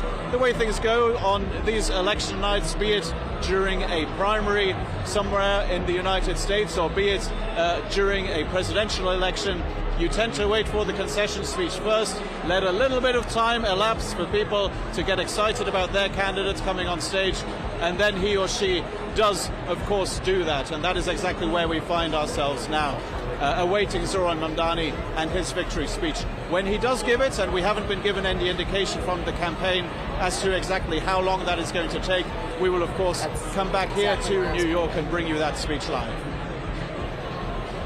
So, Philip, you've mentioned some of the other Democratic Party celebrities. It's a word that I'm not throwing around really, other than well-known political figures. But it also seems like there's perhaps some influencers and an energy in the room. Given Zoran Mamdani's age, given the fact that he has run this very digitally focused campaign, can you kind of bring us there? I mean, we can hear the noise behind you and see the excited people, but kind of bring us into that room and let us know exactly, who else are you seeing there, and what are they relating to you in terms of what their takeaways are from this kind of campaign that Mamdani has put together? Well, I can certainly tell you that it's a very diverse group of people who are here in the room to see Zoran Mamdani's speech. Probably a very fair reflection of the people who supported him in this campaign and ended up voting for him as well for mayor of New York City. When you take a walk around here at the Paramount Theater in downtown Brooklyn, you see a lot of those supporters embracing each other, celebrating, of course, as well.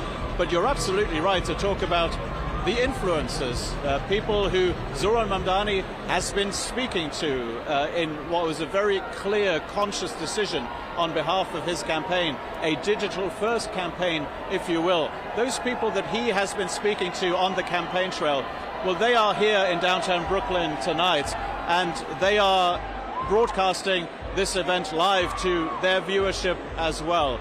It is a very modern, a very innovative campaign that we've seen from Zoran Mamdani. Of course, we'll have to wait and see how that translates into his position in City Hall when he will have to make true on all of those promises that I just enumerated that he has made. Again, a very celebratory atmosphere, of course, here. It is not a surprise to hear that, and a huge contrast to what we just saw during that concession speech from Andrew Cuomo, the former governor of New York State. now a defeated candidate in the New York City mayoral election as well. Certainly not a festive atmosphere in Manhattan where he was during his election night party tonight. Thank you, Philip, for those continued updates from there in New York City. We will keep up on our screen images coming to us from Mamdani's election night campaign headquarters. We do expect to see and hear the candidate, but we don't have an exact time. As Philip knows, and as I know, having covered campaigns across the country, there is a lot of waiting. Even when you expect that there's a victorious candidate who's going to be coming out and talking to you, you don't have an exact idea of exactly when that will be. And so we will keep up on our screen those live images coming in from Mamdani's election night headquarters. But we are now at 11 p.m. on the East Coast, which means that we are at our final round of poll closings for this evening.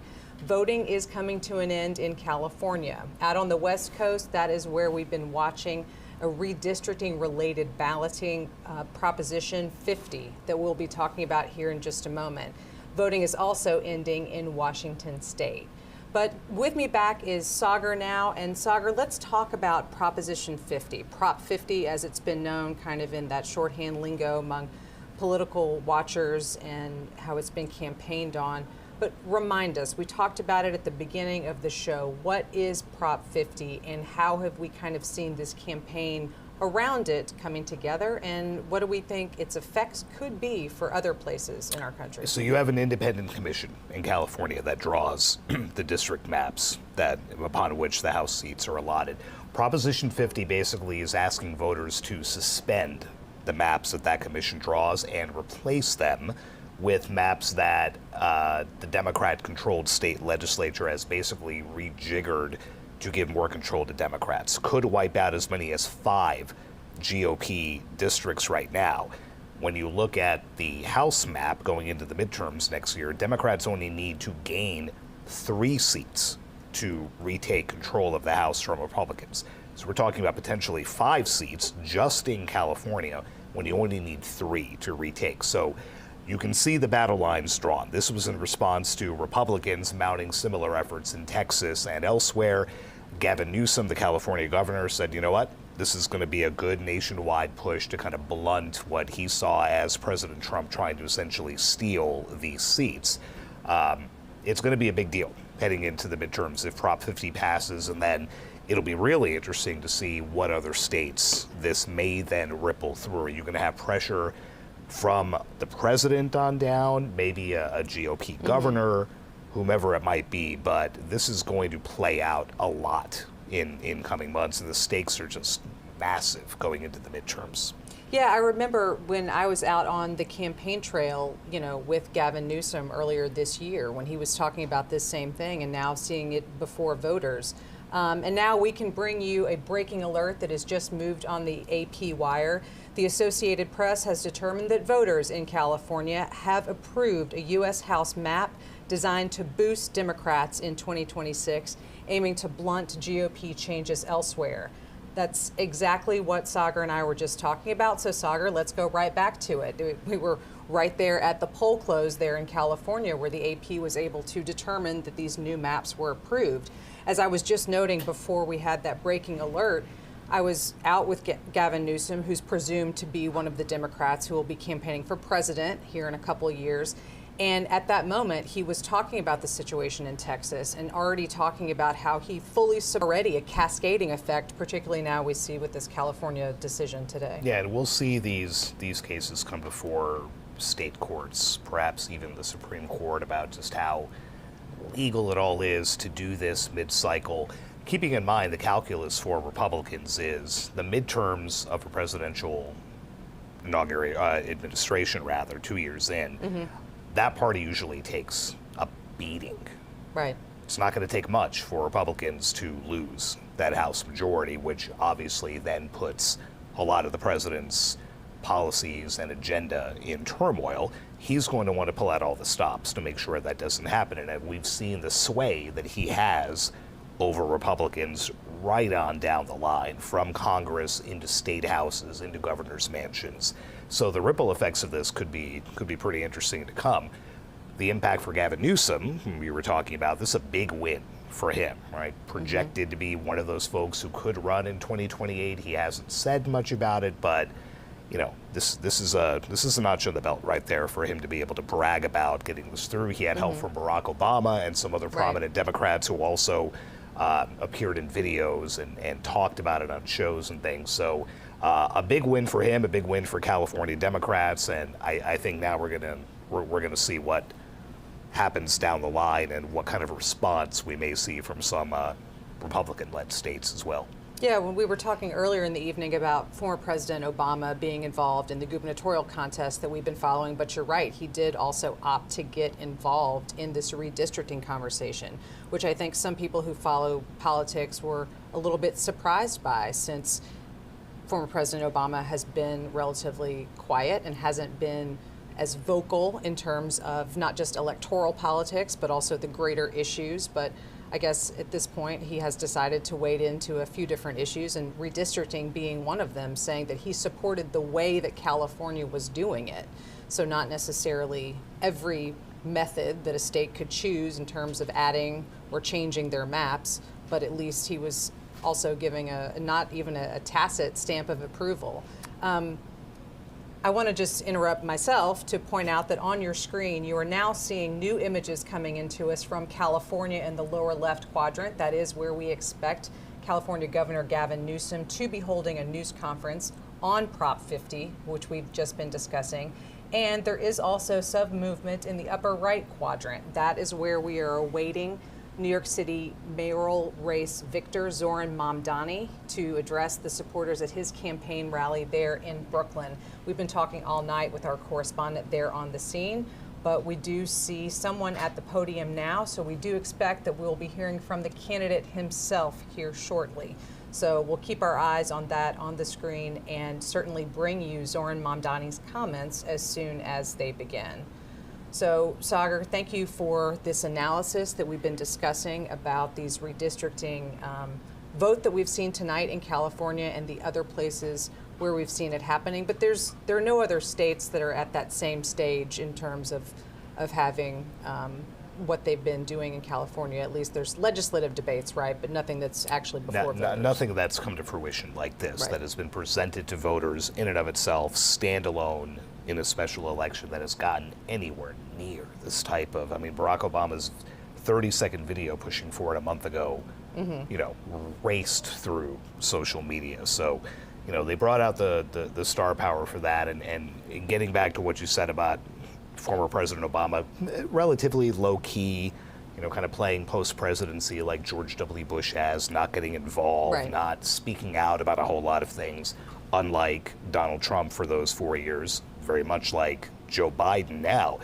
But I mean, to give you a sense of what Obama has been like lately, he even pulled out one of the old greats when he was campaigning over the weekend in the governor's races: don't boo, vote. And the place went nuts, right? Vintage 2008, 2012 Barack Obama trying to get Democrats energized again, and I think we're going to see a whole lot more of that.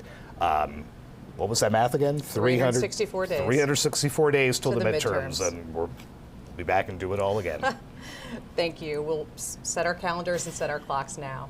We are going to return you to that live video that we've been talking about coming in from Zoran Mamdani's campaign election rally this evening. So we will leave you with those live images and be back with you soon.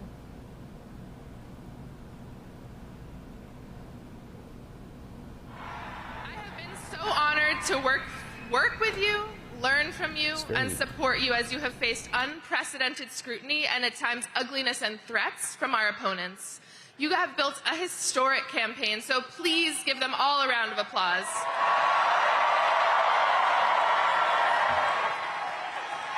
And please join me in celebrating the person who has been Zoran's right hand from day one, whose deep commitment to our movement and care for our people has infused every part of this campaign from top to bottom, and without whom we would not be here tonight. Elvis Church.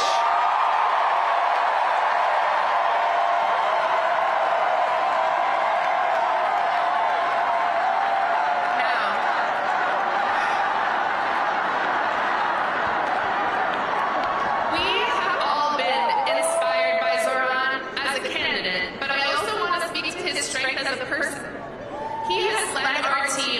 led this movement with grace, curiosity, good humor, and thoughtfulness. And this race has been difficult. He has been the subject of attacks and threats, but he has truly risen above it all to give us hope. So please join me in giving Zoran, our friend, a round of applause.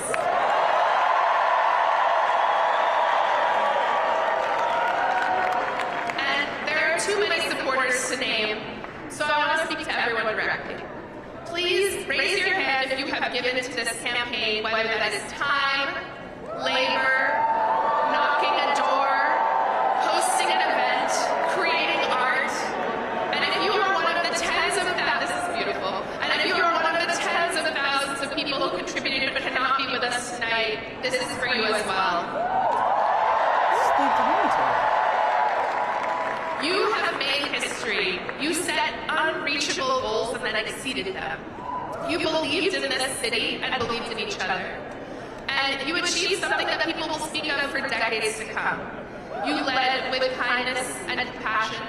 And most importantly, during a time of despair and rising fascism, you decided to fight for someone that you don't know. So thank you.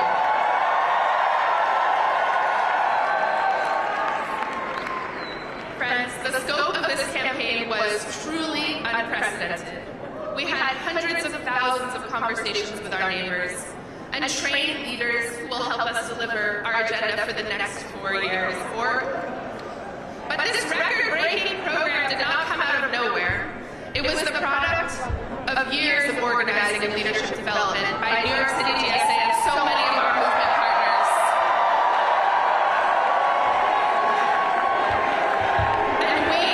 And we were so fortunate to be led on this campaign by someone who has been a part of this work from the beginning.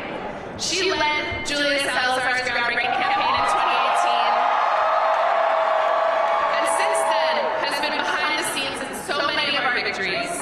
If this campaign made you feel powerful, or taught you something, or showed you discipline, or brought you joy, you have this person to thank.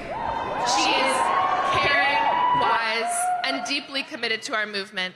And I am sure she is backstage losing her mind at being called out like this. But I need everyone here to please join me in giving her the longest and loudest round of applause, our organizing director, Tasha.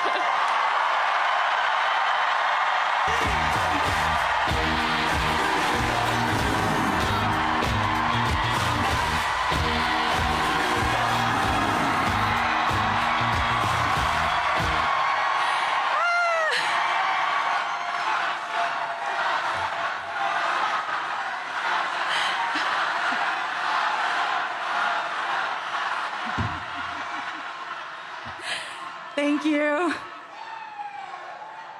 This is very exciting. Thank you, everyone. I'm Tasha, and I've had the honor of being the field director on this campaign. I first crossed paths with Zoran in 2017 on a city council campaign for Khader El-Yateem in Bay Ridge. Zoran was the paid canvas manager, and I was volunteering on the campaign as a member of New York City Democratic Socialists of America. I don't think that we could ever have imagined that 8 years later, we would be here on election night for a mayoral campaign 104,000 volunteers strong. 104,000 volunteers. We love numbers, we love metrics, but I want to talk first about what's behind those numbers. Every number is, in a way, an act of bravery. Door knocking is not the easiest thing. For many, including myself, it takes a moment of bravery at the beginning, asking a stranger something about their lives and sharing something about yours. Sharing what you want to see in the world, it can be daunting. Thousands of people did it. And every time Every volunteer went to a door and talked to a stranger. They offered their vision to that stranger and invited that stranger to be a part of shaping their vision. We love strangers. Every door knock and every phone call is a statement of belief that politics is for all of us. This campaign and this city is all of ours to shape. I also want to say something about field leads.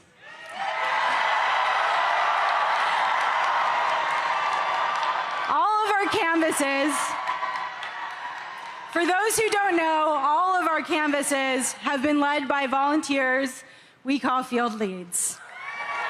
Many of them are here. Most led a shift every week, and some led a shift every week since December.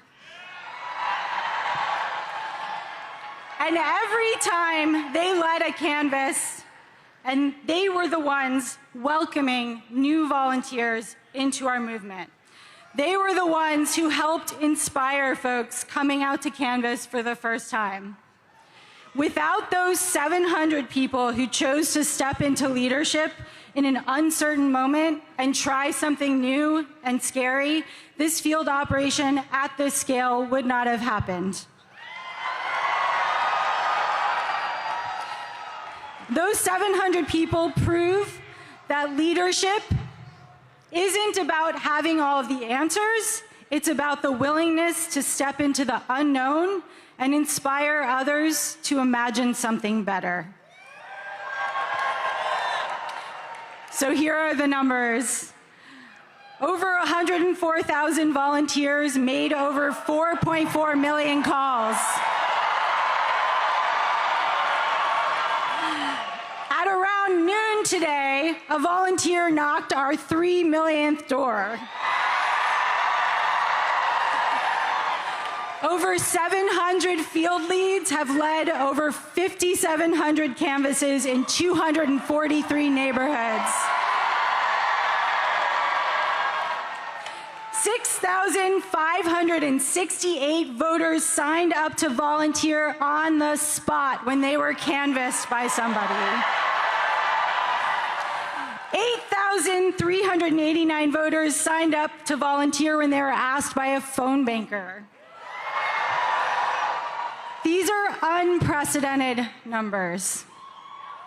The bravery that you all have shown, that this field operation carried across all 5 boroughs, is going to transform our city. What all 100,400 of us have accomplished has rewritten the possibilities of mass democratic action. And it doesn't stop tonight. We all know that we won't stop at electing Zoran. We will continue to fight to bring the affordable of New York City to life. I am so excited to do that with all of you. And now I'm so honored to introduce the person you've been waiting to hear. We've worked for many years to bring about change in New York City that it so urgently needs. He's been a friend, and he is the next mayor of the greatest city on earth, Zoran Mamdani.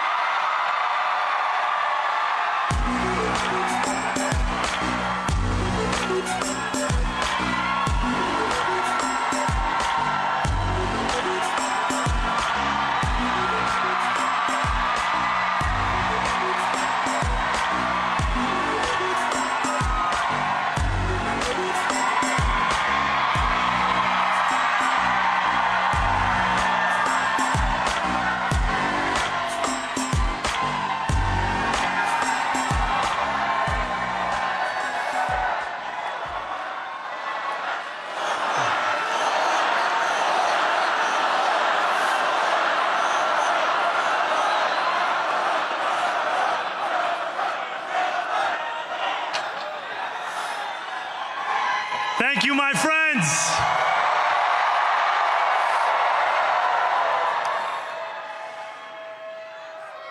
The sun may have set over our city this evening, but as Eugene Debs once said, I can see the dawn of a better day for humanity. For as long as we can remember, the working people of New York have been told by the wealthy and the well-connected that power does not belong in their hands. Fingers bruised from lifting boxes on the warehouse floor, palms calloused from delivery bike handlebars, knuckles scarred with kitchen burns. These are not hands that have been allowed to hold power. And yet, over the last 12 months, you have dared to reach for something greater. Tonight, against all odds, we have grasped it. The future is in our hands. My friends, we have toppled a political dynasty.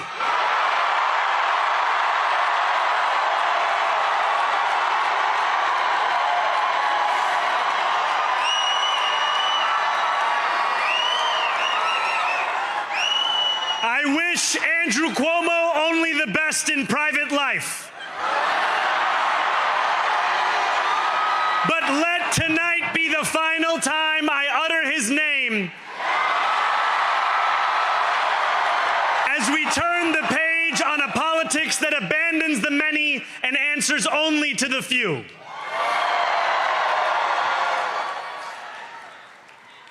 New York, tonight you have delivered a mandate for change, a mandate for a new kind of politics, a mandate for a city we can afford, and a mandate for a government that delivers exactly that. On January 1st, I will be sworn in as the mayor of New York City.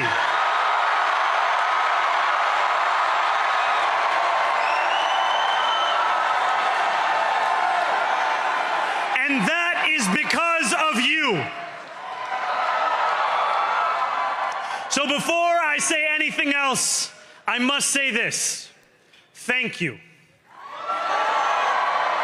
Thank you to the next generation of New Yorkers who refused to accept that the promise of a better future was a relic of the past. You showed that when politics speaks to you without condescension,